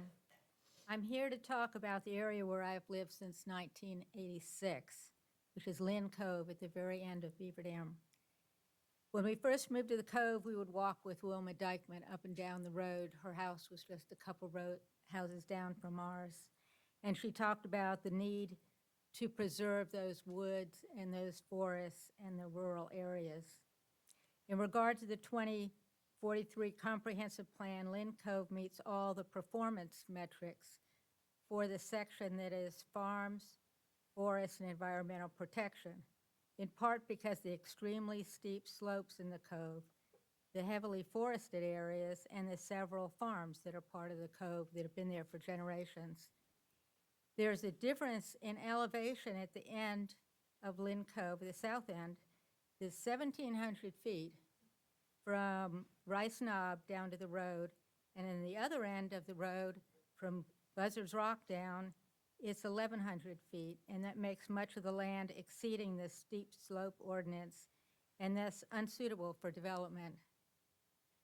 The Cove, as you know, is heavily forested and home to numerous bears and coyotes and bobcats and deer and so on. There are several farms in the Cove that would be lost for all times if these areas were to be developed, and they would probably be developed first.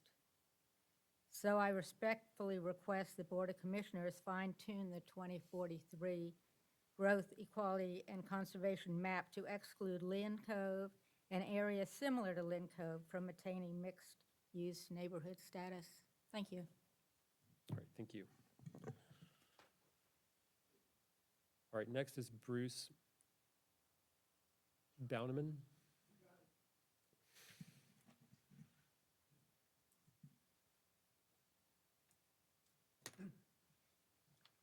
Good evening, Commissioners, fellow neighbors.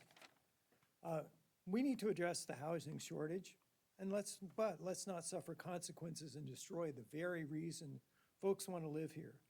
My wife and I own our home on Webb Cove Road, and I'm here today to express our request that the draft 43 plan be amended. While it has excellent goals, this process does seem rushed, and many of us have not been heard. Adding more development to Beaver Dam Valley is contradictory to one of the stated goals of the draft plan, conservation on page 17, as well as the public input themes, protecting the environment on page 27. There are many what appear to be contradictions in the plan regarding these efforts. How does and this is based on the policy, how does adding industrial or commercial development improve some of these areas of the community that are sensitive?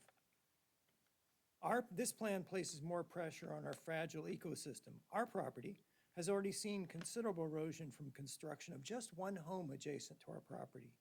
We and others are not covered by the steep slope requirements.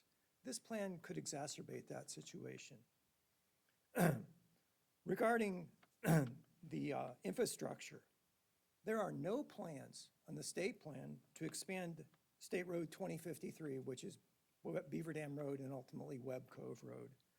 So why are we not expanding our infrastructure first before putting these policies in place?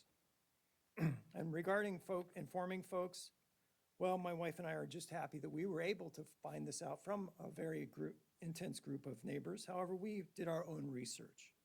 This draft plan is just that, still a draft. And while there's been a lot of really good work done, it needs a little more. At the very least, extending the rural designation to all areas of the north part of the county should be reconsidered. We just request this plan be amended. Thank you for your time. All right, thank you. All right, Tony Mador.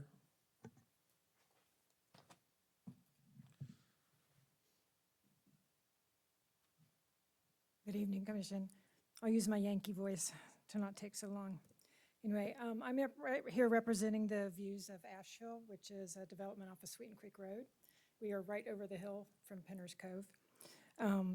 Regarding the equity section, pages 47 to 50, the need to include requirement to ensure new development project plans have corresponding infrastructure developments is in red verbiage on page 50.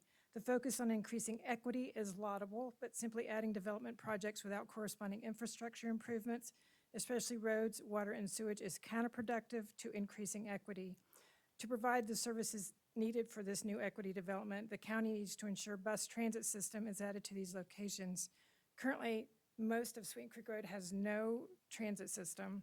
As well, we already have increased traffic on Sweeten Creek, as anybody here could attest, and what only increase from the multi-unit development that's going up across from Carolina Day, and the expansion of Sweeten Creek Road is to be delayed once again. The latest update we have on that is improvement on the northern half of Sweeten Creek Road is now not even going to take place until 2031. We are 100%, people who live on Sweeten Creek are 100%, rely on that 100% to be able to get in and out of our residences, and it's incredibly dangerous to have the amount of traffic that we have now, and then to add on all of this. And regarding the land use map on page 46 and matrix on page 51, the land east of the Views HOA is shaded as mixed-use neighborhood, i.e. that's Pinner's Cove, does not have public sewer as indicated on the GEC land use matrix. This area is more suited to classification as a rural area in that it lacks public sewer and requires septic tanks for current development. Policy 2 on page 72, the stated goal is to promote. Thank you very much. All right, thank you very much. Okay, Joe Taylor.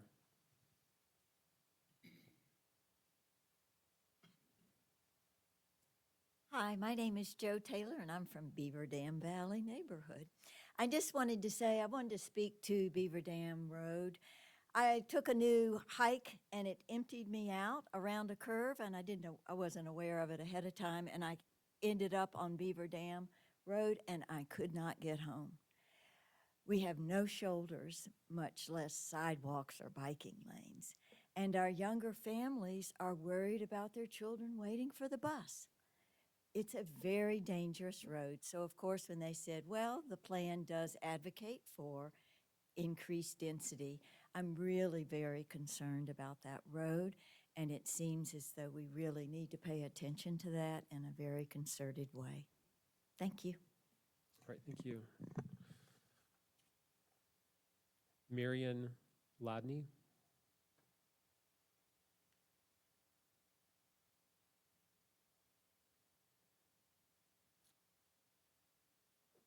Good evening. My name's Marion Ladner. I am a resident of Covewood, which is off of Chun's Cove Road, so not Beaver Dam.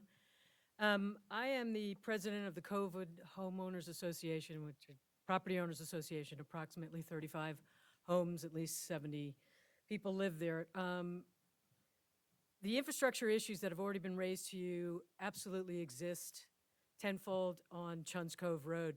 It's 2 lanes, people walk their dog. Luckily, there's not enough people that drive up and down that road to hit anybody. There's bikers. It's seriously dangerous. There's a little bridge where there's a hole in the middle of the bridge on the road. But I would focus as well, if you're talking about this being a policy document, a comprehensive plan, and it was stated earlier that it's a guidance tool and does not have the force of law. My experience is that when you have a comprehensive plan, it is used by future generations as a framework, and that framework has very hard edges. So commissioners are loath to step outside that box. Even though it was touted to you that you certainly have the ability to do that, it's not a law, it's a policy. It tends to be interpreted as a law. And as a lawyer, I can tell you that I see it over and over and over again. So what I would encourage you that this guidance framework, hard edges, the implementation has 41 categories. All of a sudden, it's going to be sing along with Mitch, and everybody's going to be doing what is in this plan. And everyone here today, so far at least, has talked about there is no infrastructure. So if you want to work on something first, come up with a comprehensive plan on infrastructure alone, and then you can talk about something else. But mixed use on Chun's Cove, that's a hard no. That's a hard stop right there. There isn't anywhere to go from there. There's no mass transit for people. There's no room, water, sewage. The same thing applies. It's absolutely inappropriate. Look at Tunnel Road, look at Piney Branch or Piney Mountain Road, but not Chun's Cove. Thank you. All right, thank you. Carol Foy.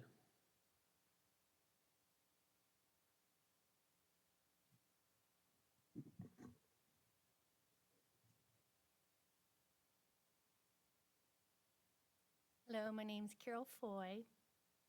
Thank you for all being here. I hadn't planned on talking tonight, but I also am with Marion. I live in Chins Cove, and I am concerned about, I do appreciate that we have to have more buildings, especially affordable housing, especially for the workforce. So I do appreciate that, but I also appreciate we don't have the buses coming down to pick them up. Our road would not support that.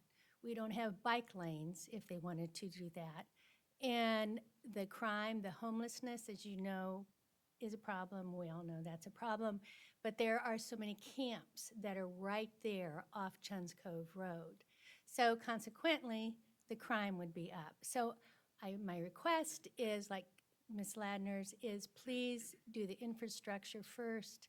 Make it a goal, make it a city where people can look at and said, wow, they did a good job. Thank you. All right, thank you.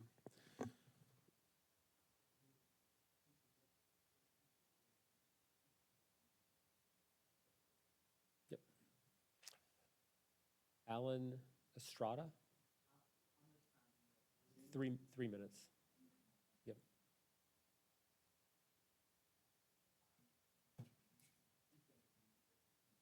Okay. Hi, Commissioners. Hello. Hola, compas. My name is Alan Ramirez. It was a typo.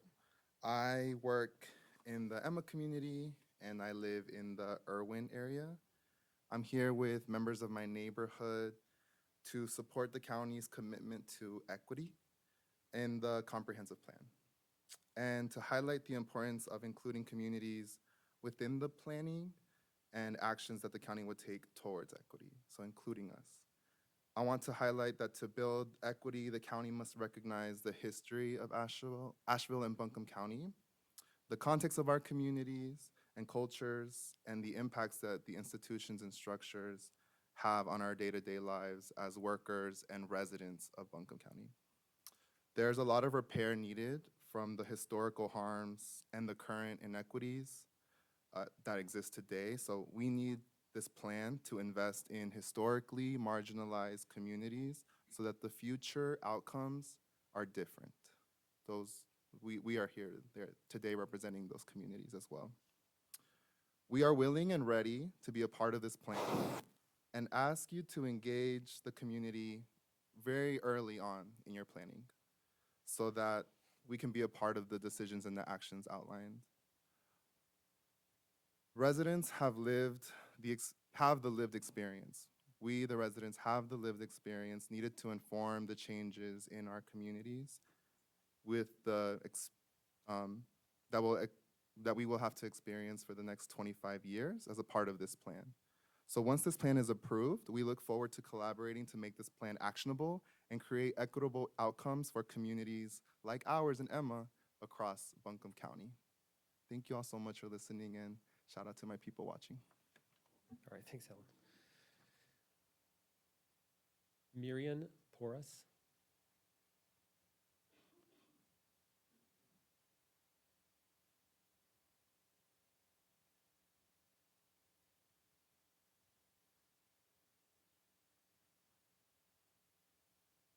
Can we request that the interpreter has 3 minutes and that the speaker have 3 minutes? 2 and 2 minutes, sorry. I think that's 2 minutes. I think that's logical. It makes more sense, yeah. I think without objection, yes. Muy buenas tardes. Mi nombre es Miriam Porras. Yo vengo de la comunidad trabajo en Emma y vivo en la comunidad de Irwin. Y estoy aquí para apoyar a los comisionados en incluir lentes de equidad. Soy socia fundadora de la cooperativa de trabajadores Quetzal Community Real Estate. Mi cooperativa es parte de una red de cooperativas, en total son 8, y nos enfocamos en un modelo de ecosistema para crear sueldo digno, beneficios para los trabajadores y acceso a la vivienda económica y el cuidado infantil para las familias de clase trabajadora. My name is Miriam Porras. I am a founding member of the worker cooperative Quetzal Community Real Estate. My cooperative is part of a network of 8 cooperatives, and we focus on an ecosystem model to create living wages, benefit for workers, and access to affordable housing and childcare for working class families. Ser socia de una cooperativa de trabajadores ha impactado mi vida de manera positiva. El acceso a un trabajo digno, a la educación acerca de cómo manejar una empresa y a la oportunidad de poder crear oportunidades para más personas como yo es muy importante para toda la comunidad, pues crea riqueza comunitaria y por tanto mejor vida para todos. Crear riqueza comunitaria es crucial para la sostenibilidad, para comunidades fuertes, un medio ambiente sano y personas que viven dignamente y aportan positivamente a su comunidad. Being a member of a worker cooperative has impacted my life in a positive way. Access to dignified work, the education about how to run a business, and the opportunity to be able to create opportunities for more people like me is a very important for the entire community, as it creates community wealth and therefore better lives for everyone. Creating community wealth is crucial for sustainability, stronger communities, a healthier environment, and residents who live with dignity and contribute positively to their community. Nos da gusto saber que como parte del plan comprensivo del condado va a apoyar el modelo de cooperativas de trabajadores con un enfoque en las comunidades históricamente marginadas. We are pleased to learn that as part of the comprehensive plan, the county will support the worker cooperative model with a focus on historically underserved communities. Su apoyo a las cooperativas de trabajadores con un enfoque en la vida integral de un trabajador que incluye el derecho al trabajo, la vivienda económica y el cuidado infantil es el trabajo de crear equidad. Muchas gracias por su compromiso. Your support of worker cooperatives with a focus on the whole life of workers, which includes the right to dignified work, affordable housing, and childcare, is the work of creating equity. Thank you so much for your commitment. Great, thank you so much. All right, Ingrid Johnson.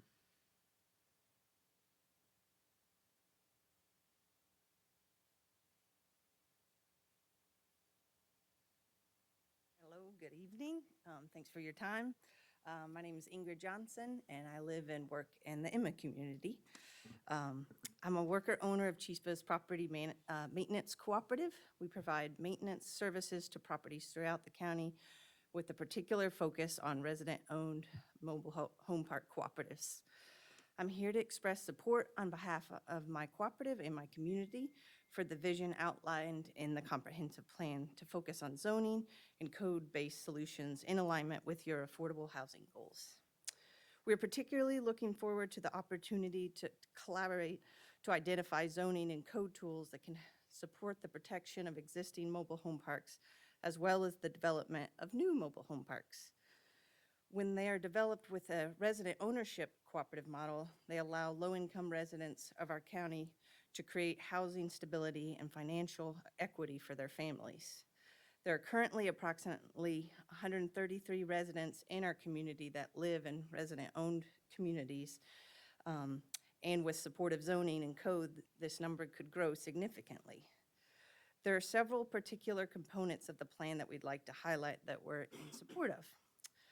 We're excited to see that under Action 2 for affordable housing that the county may consider adapting a mobile home park zoning overlay to provide permanent protection for mobile home parks. Our community has done significant research into the zoning tool and look forward to collaborating with the county on this. We're also encouraged to see that the county will explore, we are also encouraged to see that the county will explore restricting short-term rentals to specific zoning areas, as there are parts of the county, such as the Emma community, that the short-term rentals are creating a significant lack of housing for local residents. We hope to be invited to the table as a collaborator. Thank you.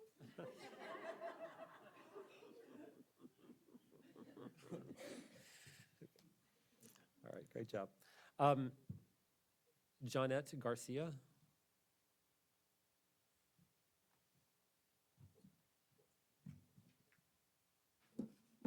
Good evening. My name is Jeanette Garcia, and I live and work in the Emma community. Our neighborhood is designated as a mixed-use neighborhood in the comprehensive plan.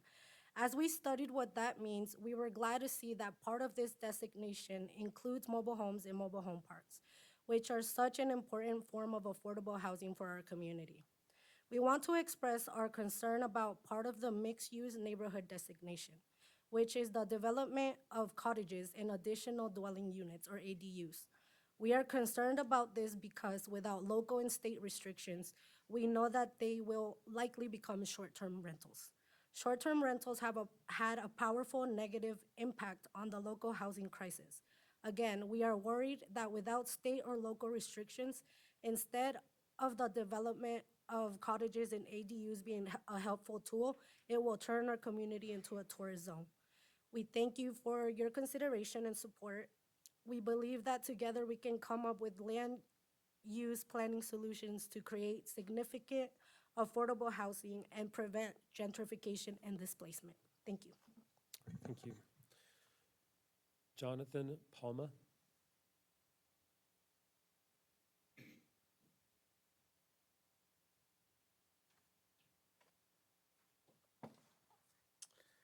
Hola, muy buenas tardes. Mi nombre es Jonathan Palma, yo soy parte de la comunidad de EMA.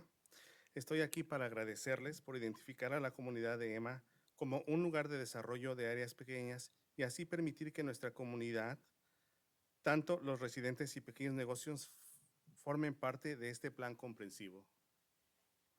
Hello, good afternoon. My name is Jonathan Palma, and I am part of the Emma community. I am here to thank you for identifying the Emma community for a small area plan, thus allowing our community, both residents and small businesses, to be a part of this comprehensive plan. En EMA apenas finalizamos nuestro Plan Comunitario 2023, con la participación de 200 residentes de nuestra comunidad. Y el proceso de planificación para una pequeña área será una muy buena oportunidad para poder trabajar juntos con su colaboración y asistencia técnica. Vamos a poder convertir la visión de nuestra comunidad en una realidad. Emma has a recently completed community plan for 2023 with participation of over 200 residents from the community. And the small area planning process will be a great opportunity for us to work together. With your collaboration and technical assistance, we will be able to turn our community's vision into a reality. Agradecemos su compromiso con la equidad y con la comunidad y por haber creado este proceso donde nuestra comunidad podrá participar en la toma de decisiones. Gracias. We appreciate your commitment to equity and the community and for creating this process where our community will be able to participate in decision-making. Thank you. Great, thank you. Andren Golden.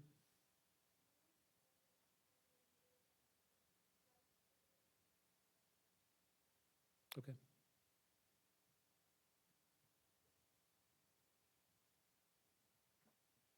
Buenas tardes. Mi nombre es Rocío Albiter y pertenezco a la comunidad de EMA. Quiero agradecer que tomen en cuenta incluir a la vivienda económica en este plan comprensivo. Good afternoon, everyone. I am Rocio Albiter, and I live in the Emma community. I want to thank you for including affordable housing in this comprehensive plan. Es muy importante que se defina qué es económico, tomando en cuenta los ingresos de la comunidad, ya que para nosotros nuestra realidad es que tenemos ganancias del 30 al 60% del ingreso medio del condado, no el 80%. It is very important that you take into action the income of specific communities when you define affordable. For our community, our reality is that we earn 30 to 60% of the annual median income of Buncombe County, not 80%. También como parte de su compromiso hacia la vivienda económica, nos encantaría que hubieran fondos dedicados especialmente a la reparación de casas móviles como vivienda económica y así proteger lo que ya existe. La reparación de casas móviles asegura que esta vivienda estará aquí para las siguientes generaciones, de nuestros hijos y nietos. Also, as part of your commitment to affordable housing, we would love to see dedicated funding specifically for mobile home repairs, as it is important to protect this existing affordable housing. Mobile home repairs ensures that this housing will be here for the next generation of our children and grandchildren. Nos gustaría pedir que igual como la meta que han establecido para terrenos protegidos para la conservación, que sea creada una meta específica para el número de unidades de vivienda con protección permanente. Celebramos como comunidad la protección permanente de la naturaleza y creemos que la protección permanente de la vivienda es igual de importante y merece metas concretas. Con la inversión necesaria para hacerlo posible, les pedimos que apoyen a los modelos como las cooperativas de vivienda y el fideicomiso comunitario de Asheville y Buncombe, entre otras opciones para lograrlo. We would like to ask that similarly to the goal that you have set for protected conservation land, that a specific goal be created for the number of housing units with permanent protection. Our community celebrates the permanent protection of natural lands, and we believe that permanent housing protection is just as important and deserves concrete goals with the necessary investment to make it possible. We ask that you support models such as housing cooperatives, the Asheville Buncombe Community Land Trust, amongst other options to achieve this. Pedimos que se comprometan a prevenir el desplazamiento como parte de sus acciones para vivienda económica y puedan contar con nuestra colaboración. Muchas gracias. We ask that you commit to preventing displacement as part of your actions for affordable housing, and you can count on our collaboration. Thank you. Thank you.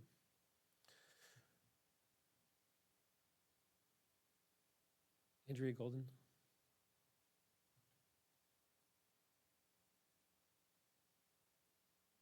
Hi, my name is Andrea Golden. I live in the Emma community, and I was also a member of the steering committee for the comprehensive plan.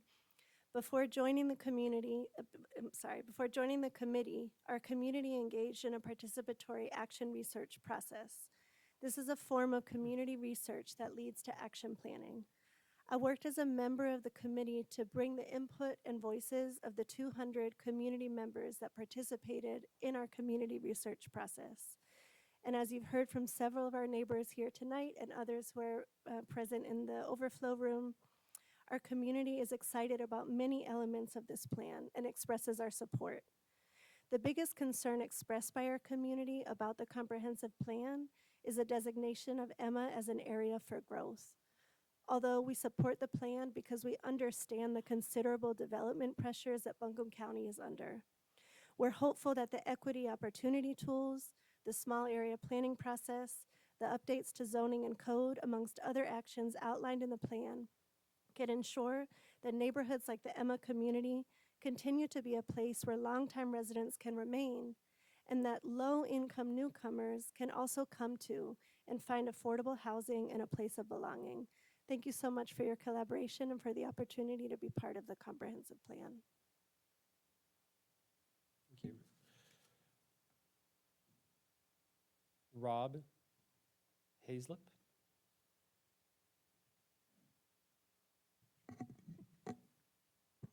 Reb Hazlip. Good evening. We appreciate, I'm the president of the Beaver Dam Valley Neighborhood Association.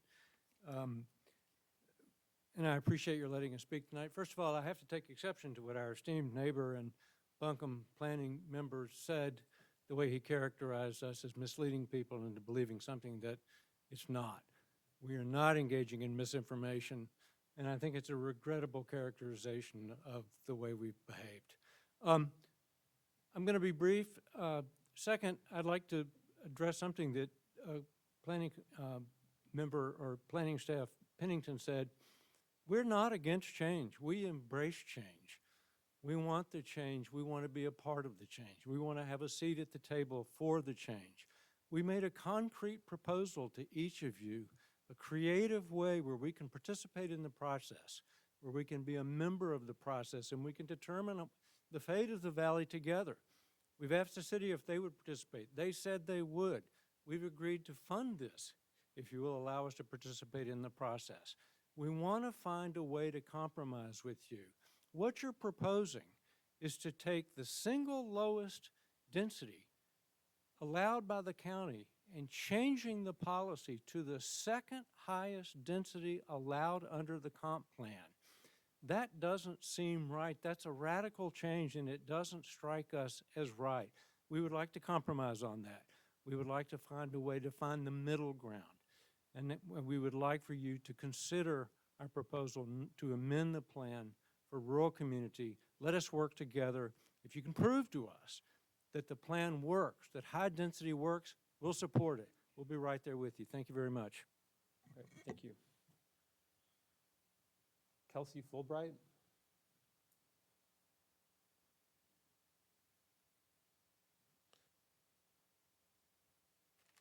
Hello. My name is Kelsey Fulbright, and I am a proud resident of Beaver Dam Valley. First, I am completely against the comp plan. Keeping Beaver Dam Road more neighborhood-like. Sorry, I'm a little nervous. It's okay. It's okay. A more neighborhood-like environment is the goal. Beaver Dam Valley is very important to my family. We have lived on Beaver Dam Road in Beaver Dam Valley for generations. My grandfather, Irvin Pidlin, was a Buncombe County Sheriff. He was gravely injured in a high-speed pursuit on Beaver Dam Road, wrecking in front of his own home days later, and he passed from his injuries. When I was a child, I saw maybe 20 cars a day. Now sitting on my porch, I see over 100 like in the span of an hour. Increasing traffic on Beaver Dam Road, which is already a high problem, will endanger the lives of bikers, joggers, dog walkers, and also wildlife, which is also another problem. And I think this comp plan is not a good idea at all. And I think that we should just slow down, not put the cart before the horse on this, and just make it, I'm all for people coming here. This is a beautiful place to live. And I encourage everybody in the world to live here because it's absolutely beautiful. But I just think we need to slow down on some things. And I think the comp plan is one of those things that we need to slow down on, step back, and look at it like a little further. Thank you for your time. Thank you. Celeste King. Yes.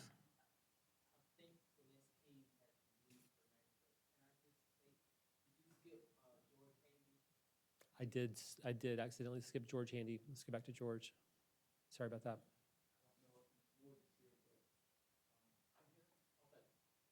Yep, sorry about that. That was an oversight. Good evening. My name is George Handy. I'm the potter that's been at Lynn Cove Road and Webb Cove Road for 50 years. Back 20 years ago, I was deemed a mayor of Beaver Dam because when anything ever happened on Beaver Dam, horses got loose or cows or accidents happened, children got killed. They called me and said, "What happened?"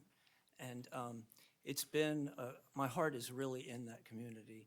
And I've seen it grow up. I was there before there were bears, before there were turkeys, and just lately, now we have deer. I think that if we consider one part of the consideration for not developing so much, the animals seem to be forced into this gorgeous area. And let's consider that. We never saw a deer. And I saw a deer jump over an SUV the other day. I couldn't believe it. Deer are here because they're being forced into this gorgeous area. Another thing that I'm an avid bicyclist, but I would never ride on that road, Beaver Dam Road. I mean, unless you've got plans for bridges and cantilevered sides, like the woman said, it's a dangerous place to walk. And if you're going up that hill, the incline, I've found so many times I must have driven it 30,000 times in the years I've lived here. If there's a bicyclist struggling up that hill, we've got 20 cars trying to pass, trying to, figure out how to get home. And it's only going to increase. You might remember that I'm the person who had the car go right through the building back in 2008. And it's a hairpin turn right there. And the woman's house that was built in the 1800s is so close to the road that there's no way that that it could be changed without taking that house down. But thank you so much, and good to see you again. Good. Thanks for coming out. Appreciate it. Okay. Said Celeste King has departed, okay. Melissa Heath.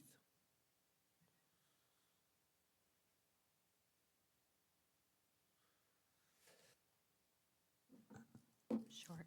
Hi, I'm Melissa Heath. I'm retired from a career with the United States Environmental Protection Agency, and my career was spent in enforcement of the Clean Water Act and the Safe Drinking Water Act. My concern as a resident of Beaver Dam is the hydrology of the area. Everyone probably knows how many good, strong creeks we have in Beaver Dam Valley. I don't know if you know how many springs there are. There are 2 springs between my house and my neighbor's house. They pop up all over the hills through there. I've talked with a resident who grew up in Spooks Branch, and he said that everybody used to be on spring water, the whole neighborhood. The reason we have such good water quality and water supply for our rivers is because of all the creeks. The reason we have such good wildlife is because of all the creeks and the springs. It is very steep. It is impossible to do dense development of these areas without impacting this hydrology. We've already seen some sinkholes underneath Merriman and in the area because the underground creeks and creeks that have been covered over by previous development.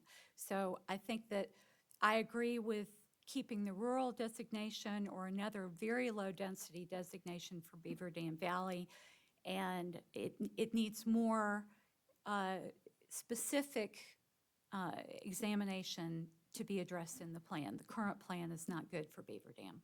Thank you. Great, thank you. Mary Beth Mackley.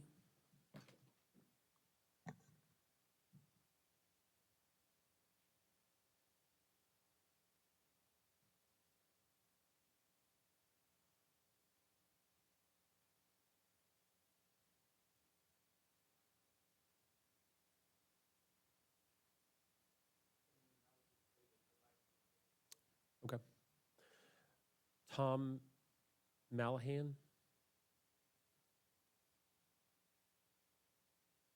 Is there anybody, may have that name wrong. It's Tom, me, Tom's here. My name Tom. Okay. Jason Sezekel? Cycle. Cycle. Thank you. Okay. Hello, thank you for having me, and thank you for letting me speak. My name is Jason Cycle, and I am a landscape architect, and I think that the comprehensive plan has a wonderful vision, fantastic goals, and I appreciate all the effort that has gone in from county staff and from Clarion and subconsultants. But as a Beaver Dam resident, I obviously have looked at one area a little more detailed than others. And as a landscape architect, obviously I have a lot of thoughts about, I actually work for Equinox Environmental, and, we're environmentalists as well. And so my thoughts related to this are, if you look at the comprehensive plan, one of the main themes, there's 3, being sustainability. And then, one of the other themes that wasn't the top 3 themes was rooted in community. And there were 3 overflow rooms earlier today, we're several hours in now, but that's our community speaking. And I just wanted to point to the fact that in the Buncombe County Greenway Plan, there is no greenway proposal for Beaver Dam Valley. There is one that's high priority for Reams Creek Valley. And I just wanted to point out the dichotomy between these 2 valleys. One is very wide, has a lot more flat land, and Beaver Dam Valley is actually quite narrow. And the reason there's no greenway even proposed for that area is because it would be quite impossible to fit one in. It would be quite impossible to extend any of the road in there. And I just wanted to say that, as a resident and as a landscape architect and environmentalist, I know that that valley is actually quite sensitive. So any pressures from increased development would put a lot of pressure on the hydrology, would put a lot of pressure on the wildlife. And I would like to recommend in my last seconds that sustainable development be the focus, and that a traffic planning study be done ahead of time, and that other planning studies be done Okay, prior to changing any zoning. okay. Thank you. Charles Raymond?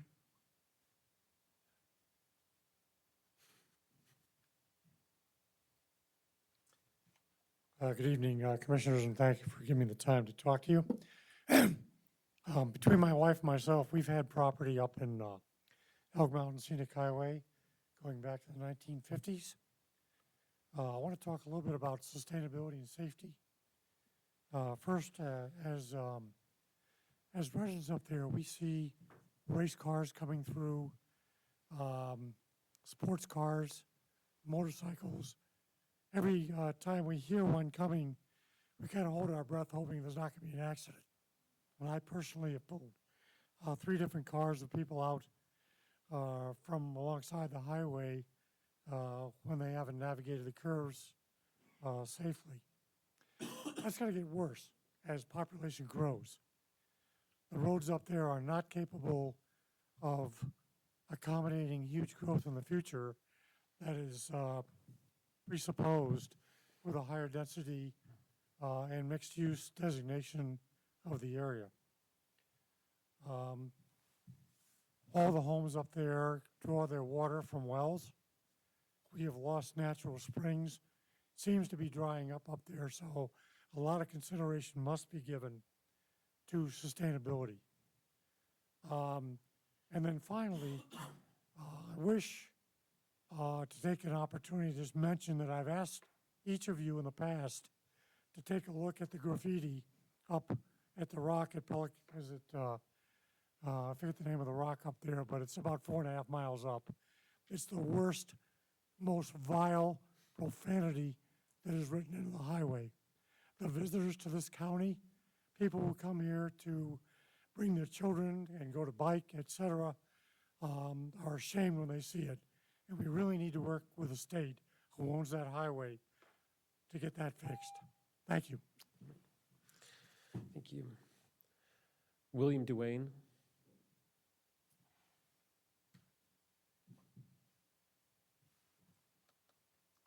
Hi, thank you for allowing me to speak. My name is William Jang. I read the 200 pages of the comprehensive plan, and I commend the commissioners and the authors of this vision. I just jotted down some notes as I was listening tonight.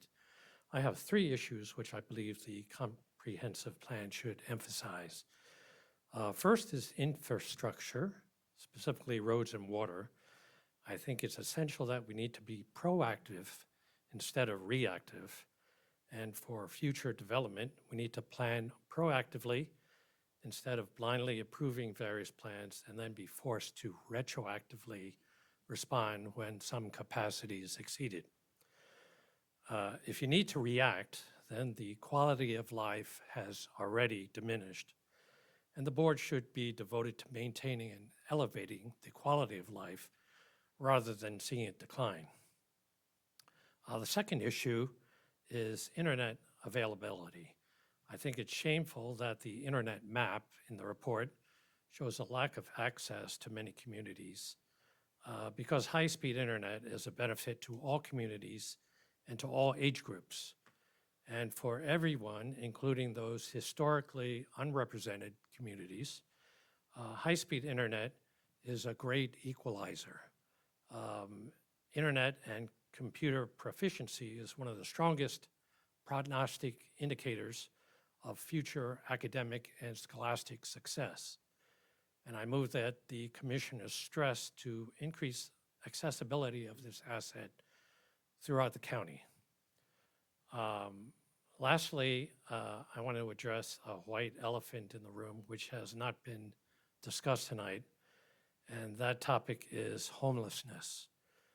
For me, it seems that this is a problem that is very poorly understood. I can't suggest a solution, but a comprehensive plan should in some way address this topic, if anything. Your time is to up. figure out how it affects residents, tourists, businesses, and everybody else. Thank you Great, thank you so much. Jill Raymond.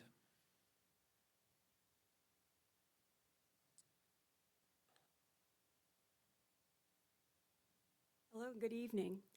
My name is Jill Raymond, and I've been coming to Asheville since my father bought the property in 1955 on Elk Mountain Scenic Highway. And I was not born then, but grew up on Elk Mountain Scenic Highway, again, when there was no bears, no turkeys, lots of hound dogs that would come and we would take in. But when I looked at the comprehensive plan and the mixed use and how it encompassed some of the property, it worried me because, again, I think it has been expressed, putting the cart before the horse, to really look at the infrastructure, how things are laid out. I mean, this was an old logging road, and it wasn't even paved until gradually into the 1980s, into the 90s. So there's a lot of switchbacks. They have, a lot of motorcycles. The skateboarders are there also. So there's a lot of hazards up there being a state road. And having a mixed-use label on some of this property up there, I think needs to be thought about again. There, you have to have a well, you have to have your own sewage. And again, I think that we need to look at the infrastructure that everyone else has been emphasizing. Thank you for your time. All right, thank you. Kathy Pelly? Anyone named Kathy? I may not have the last name right. Nadine Rolfe? Kit Kramer? Kathy Mack? Leslie Welker?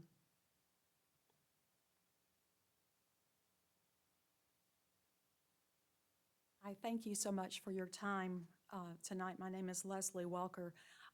One thing that I'm concerned about on the Beaver Dam area, and members of my family have lived in Beaver Dam for over 60 years. That is a very windy road. It's not a very safe road. And we already have a whole lot more traffic than we used to have. And I'm afraid that if we have more development done there, such as this comprehensive plan, I just feel like that it's going to be just a nightmare as far as traffic goes through an already dense area.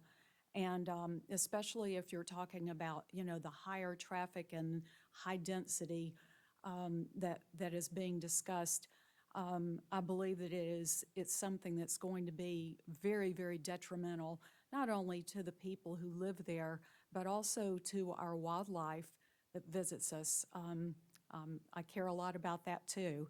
And so I hope that you all will think this through and maybe not jump right into it, but maybe give it some more thought. Thank you so much. Thank you. Nancy Clark?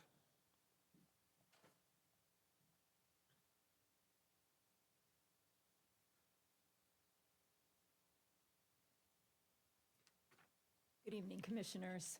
Good to see you, and Manager Pinder. I guess I'd like to say that one of the mottos of the night has been infrastructure first, and we echo that as well. It's very important. Also, I think you're aware, but I want to be sure that there's been a full house downstairs on the main level, as well as a full house down the hall.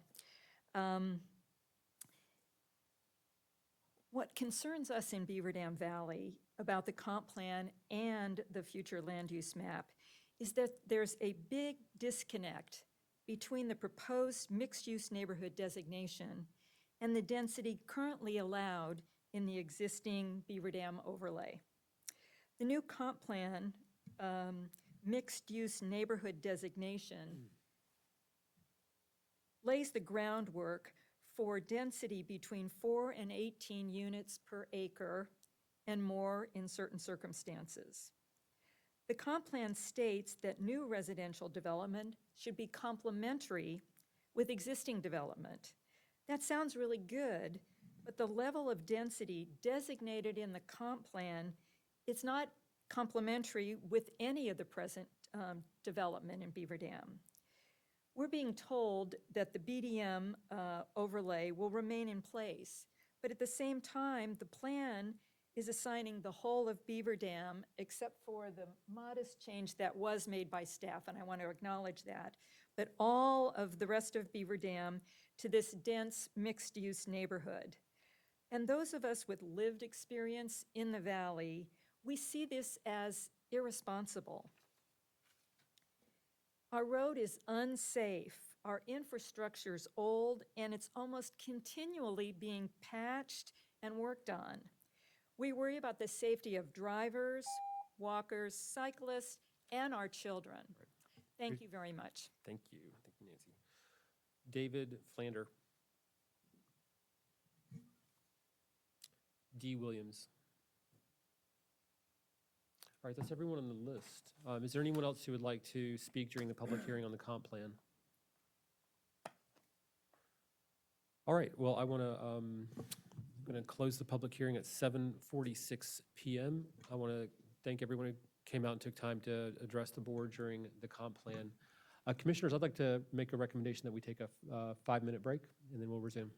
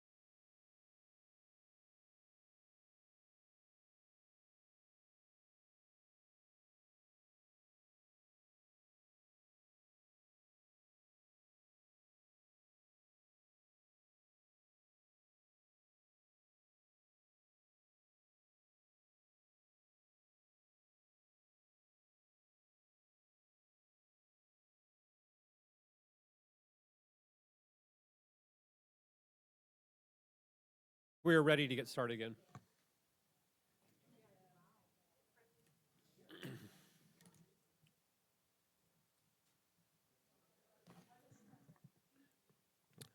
Okay, all right.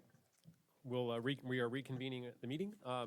We're back to the comprehensive plan item. Again, thanks to everyone who participated in the public hearing. All right, so commissioners, we'll bring it back here, and we'll open it up for questions or discussion among the commissioners, or it would also be, you can make a motion. So.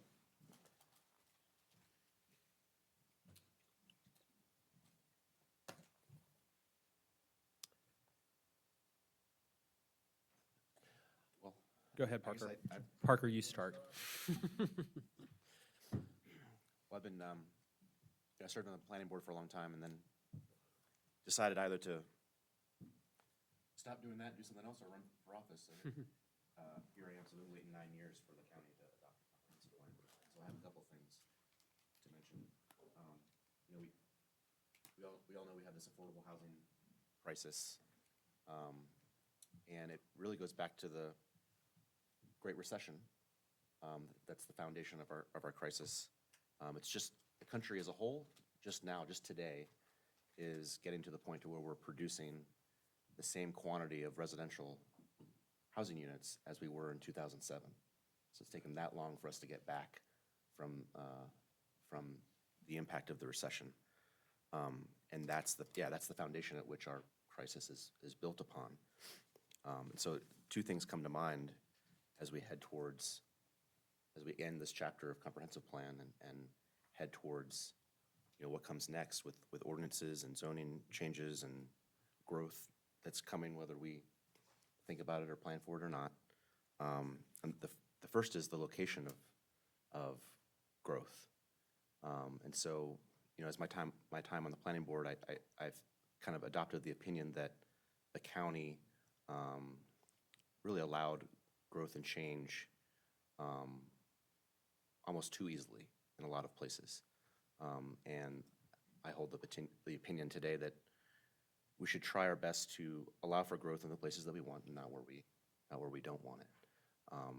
And so that brings to mind, you know, the city of Asheville and City Hall and their zoning ordinances, which I would say is the opposite, where it's too restrictive, and is the City Hall's zoning codes is one of the biggest barriers to housing affordability in our community, I would argue. And it's the reason why you see growth in places like Sweeten Creek in Arden, a lot of apartments, a lot of multifamily, and you don't see it in places like Patton Avenue or Ashland or Outer Window here, because it's too hard for developers to build housing in urban Asheville, and it shouldn't be that way. That's where we have to put people in the future and today. And that brings me to a completely unrelated challenge ahead of us, which is NC DOT and transportation. It's an old bureaucratic institution that is really, really good at a couple things, and has been good at a couple things since well before I was born, and that is widening roads and making it easier and quicker for vehicles to travel at the expense of safety. And so our peer communities like Greensboro and Raleigh and Charlotte, you know, they looked to their peers 20 years ago in Houston and Atlanta and didn't learn those lessons and enabled sprawl and built wider and wider highways.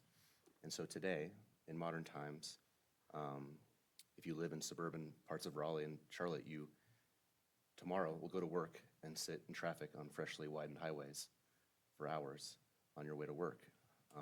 And I would hope and propose a different choice for our community to avoid those same choices and what I would call mistakes, and try our best to develop and plan something different and not enable sprawl and promote sprawl. And so that's a balance between, you know, our work with DOT to build better infrastructure and also our codes and ordinances to limit that to where we want development and growth to come. And it's those two things that I hope we focus on as we head towards this next phase, because, you know, I don't want to live anywhere else. This is the best place, I think, in the country. Our community's awesome. And we want this place to be a place for everyone, right, of all incomes and backgrounds, to stay here, those that are coming anew and those who have the same last name as the mountain or the road that they live on. And that only happens if we make choices to enable that kind of economy and infrastructure. So those are my comments. And I'll just say one more thing that I forgot to mention in the beginning, which is a big thanks to the staff and the planning board and the steering committee that did amazing work over multiple years to get us to this point. So thank you. All right, thank you.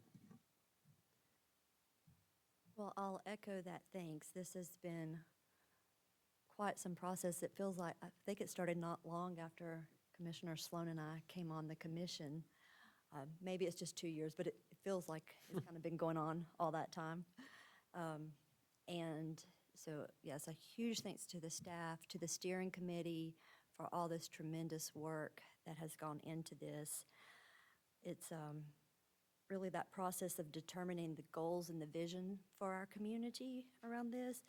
And when I look at it, I think the word guidance was used, and that's how I see it, right? It's this guidance to proactively help us address this future growth that we know what we have, and also to balance the needs of our community. And I think I looked to some of the input, and there was, it was the community prioritized the actions that you had come up with here. And when I look at those, and for those of you that want to know what page I'm on, it's page 32. But those top 4 actions were environmental conservation, housing, economic development, education, jobs, and health and recreation. That's what the community prioritized. And to me, when I look at that, that says they want a balance, right? They're looking at the totality of our community. And that's what this is about for us. We have to look at that totality of the community. And so I do want to say thank you to all of you for the tremendous work that you've done over these past couple of years.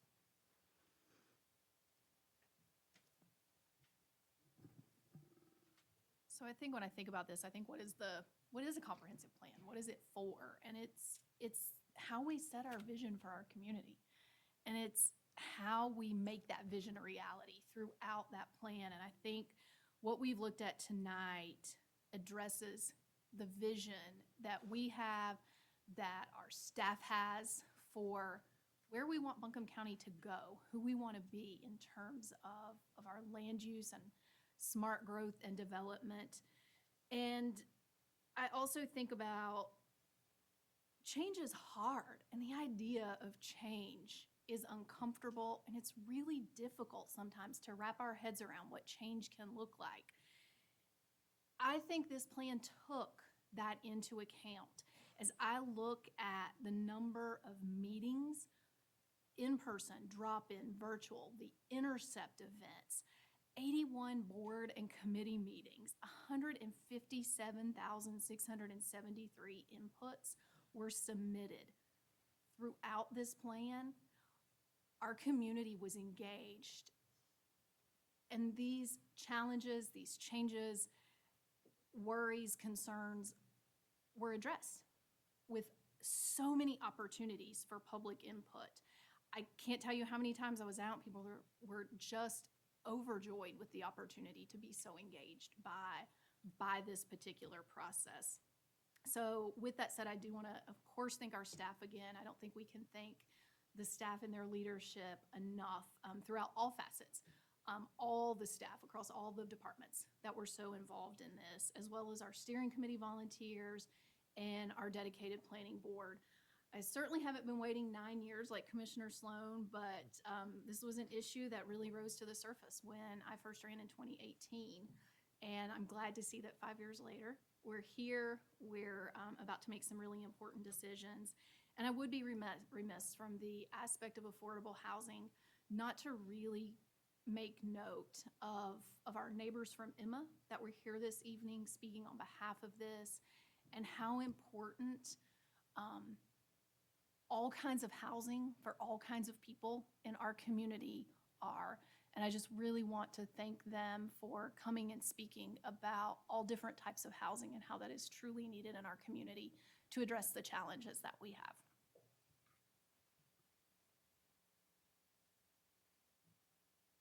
I'll also thank staff. I can say, since even before being on commission, y'all were really diligent about reaching out to the numerous boards, community members, groups that had input into this from the very beginning. I can't think of a time that y'all have said no. Not that you really have much choice with us, but I appreciate it nonetheless that you are so open-minded and open-hearted about how you went about this process to really receive community input and incorporate that as you went through. I know it's not always shown in these kind of meetings, but the revisions that you made and responding to a lot of community concerns, I watched the plan grow over a good amount of time, and I appreciate that from y'all. I think my fellow commissioners have said it well. We're talking about conservation goals, balancing that with affordability conversations, equity and transportation goals. I think we have a great document that addresses a lot of this in a really cohesive, big picture kind of perspective. I know it's not over as far as making certain revisions, but I'm really excited to see what we have here and a really complete kind of plan here for what growth is going to look like in Buncombe County and how we make responsible choices around that. You know, as we tackle this, and well, too, I would like to thank the staff for a job well done. And I can tell you, one of the most frustrating things for me the past 6 years on the commission has been some of the problems we have encountered from not doing the right planning 25 or 30 years ago. And it was most frustrating for me working in banking. A lot of the situations I ran into back in the 80s and 90s, I was complaining, I agree with Asheville too, I was complaining about what we needed and what we needed to do. And I often think of a conversation I had with my dad about a year before he died in 12, probably 12. We lost him in 13. But he said, son, if we don't control growth, growth is going to control us. And you know, I've seen that in traveling over Western North Carolina. For 5 years in banking, I was the regional operations officer, and I traveled from Boone to Murphy. And folks, I see now the problems that a lot of the areas in Western North Carolina are having because they haven't wanted to tackle the planning. And we've got to do it. The comprehensive plan, sure, we're going to have to do some tweaking, and anything that we put in place, we will. But as it is now, I will be voting for it tonight because I think it's long overdue.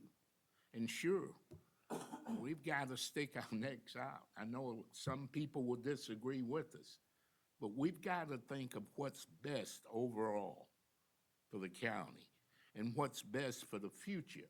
And I'm thinking, look, my family has been here for 6 generations. Yours, Terry, has been here longer than mine.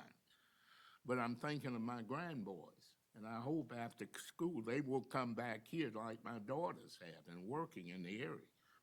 But we've got to think of the future, and hopefully in doing that, we'll correct the problems we've had in the past with this. But I think thanks to, it's been a long process. I know Nate's lost hair over it. I see now he's got less than he had when it started. But it's needed, and it's something, it's been painful in what we've done. I know that for some. But it's what we've got to do, and we don't have a choice. We're at the point now we've got to go forward.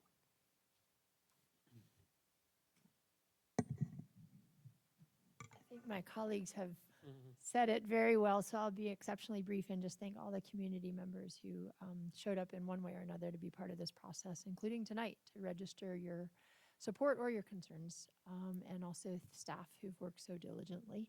And I look forward to supporting this. All right, I'll just add, yeah, appreciate everyone who took time to be engaged in it tonight and really over this whole process. We really appreciate it, especially the steering committee members. You know, the comprehensive plan is a countywide vision document, you know, looking long into the future. So I don't necessarily, well, I mean, I will say I do wholeheartedly agree with the vast majority of the recommendations in it. I think it's full of great ideas that will serve us well as we, you know, since the comp plan itself doesn't have the force of law, but it provides us the foundation to enact numerous changes to our land use policy going forward that will have direct and meaningful and I think positive changes to the way we grow and develop as a community. And I think it's full of great ideas, and I wholeheartedly support the vast majority of them. I don't necessarily agree with every aspect of the plan. I think the folks who came out from Beaver Dam this afternoon make a lot of good points. There are, you know, we do have an affordable housing crisis in our community. It's one of the most fundamental challenges that we face as a community, is whether like regular people are going to be able to afford to continue to call this place home. And it is a challenge that we have been going in the wrong direction on for a long time. I think, you know, I really appreciate this commission stepping up. I really appreciate the community stepping up and by large majorities approving, you know, for example, the affordable housing bond referendums that were on the ballot last year. And as we talked about in our budget earlier this year, we already have like a great set of projects coming forward that we're going to be able to support, that are going to put great projects that will have, I think, very strong community support when they're actually, most of them have already gone through the land use approval process, and most of them had very strong community support. Even though a lot of them are, you know, significant projects, high density, they're well thought out projects in good locations, and the community appreciates the need for that. So, but I think there are fair points being made about, you know, the upper reaches of Beaver Dam. Is that an area for high density development? No, it's not. And frankly, I don't think it'll be proposed there. If this were a proposed change to the zoning, to the actual zoning, I wouldn't support that.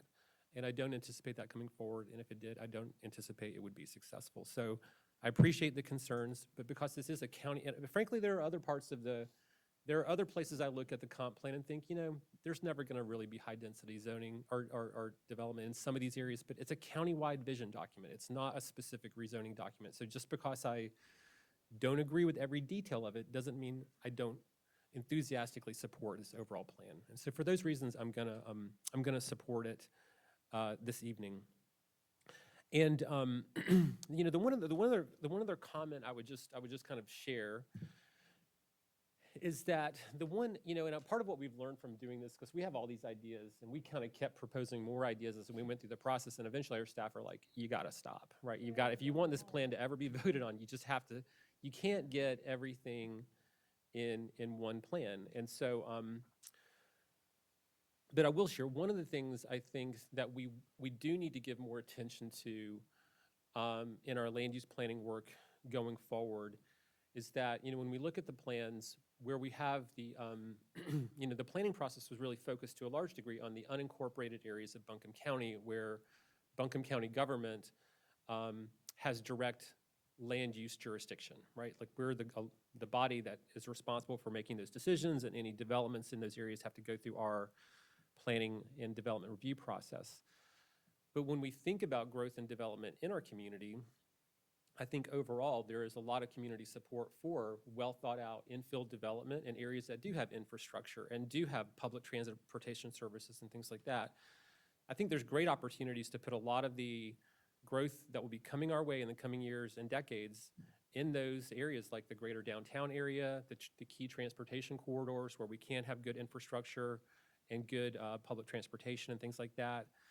And because those areas are not in our direct jurisdiction doesn't mean I think the county could have a really productive role working with the city of Asheville and the other smaller municipalities to support really attractive and high quality and inclusive developments in those parts of the community that I think realistically do make the most sense to absorb, that can absorb well a lot of the growth and development that'll be coming to our area in the years to come. So I would just say I think that's kind of like work we need to give more attention to, and even though we don't have the direct, we will not be the ones making the zoning decisions around that, how we can partner on infrastructure.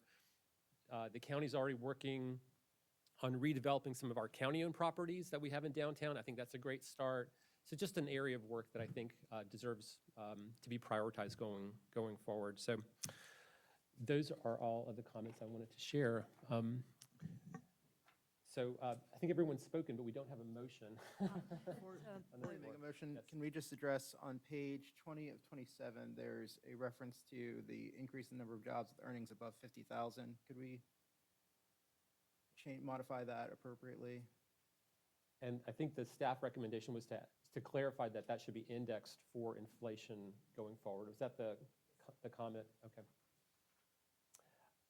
Motion to, yeah, I guess, motion to approve the presented comprehensive plan with the changes currently outlined in the adoption memo, as well as Commissioner Moore's comment about indexing that to inflation. Second. All right, there's a motion and second. Further, Nate? We can make that note in the, there's a memo in tandem with this. We can make that change. I want to give you some specific language. I understand that the resolution didn't make it into the packet. Okay, go ahead. So I'll just read real quick. And now be pursuant to North Carolina General Statute 160D 501, Buncombe County wishes to adopt a new comprehensive plan titled Our Voices, Our Vision, Buncombe County 2043 Comprehensive Plan. Herein the plan that'll help guide growth, conservation, economic development, and other related elements within the county. And for added measure, real quick, that the Buncombe County Board of Commissioners approve the adoption of Our Voices, Our Vision, Buncombe County 2043 Comprehensive Plan as presented with the changes outlined in the adoption memo as Exhibit A to this resolution. Do you incorporate all of that language into your motion? The appropriate and thorough title of the comprehensive plan of 2043 into my motion. Okay, and who seconded the motion? Commissioner Whitesides. Okay, great. All right. Nate, anything else? That's all we have for you tonight. This time. All right. Yes.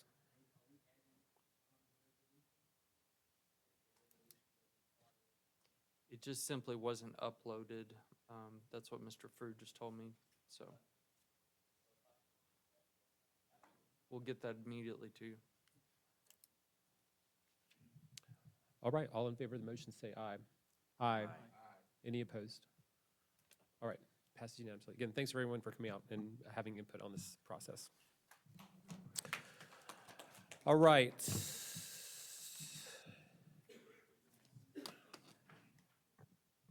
We now come to the county manager's reports. Report, sir. All right.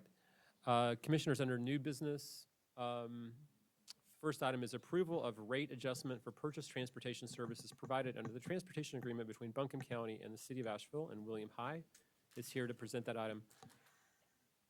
Good evening. As you are likely aware, Buncombe County currently provides services to the City of Asheville, operating as the complementary paratransit provider for the city. Under our current agreement, we automatically renew the transportation agreement every year, which began approximately 10 years ago. Currently, the contract billing rate of $2.38 per shared service mile that we have with the city is in need of update per our new operating contract with our service provider. Staff proposes increasing the contract billing rate to $3.20 per shared service mile. This, under the contract, which would allow for this billing rate, as it is still less than the operating contract rate currently paid by the county to our operating contractor. The county will continue to subsidize the ADA complementary paratransit service by not seeking city cost participation in administrative, fuel, and capital vehicle costs associated with this service. The projected cost to the city at the currently proposed rate is $985,000. The anticipated payment from the city is reflected in the proposed FY24 county budget. So we are requesting the board approve the $3.20 per shared service mile rate effective July 1st of this year.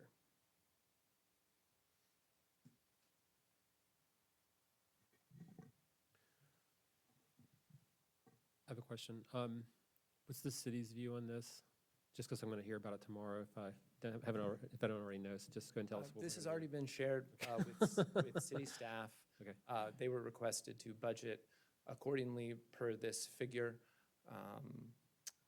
And I don't believe they provided us additional comment on a staff level. Okay. So no big heartburn. Okay, just checking. I'll make a motion to approve. Second. All in favor, say aye. Aye. Any opposed? Next is consideration of the FY 2024 Art Leicester Highway Transit Extension and Route 170 funding request.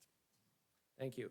The city of Asheville is requesting for its fiscal year '24 funding in the amount of $172,000 in order to support the WE1 route and associated paratransit service and the Route 170 and associated paratransit services.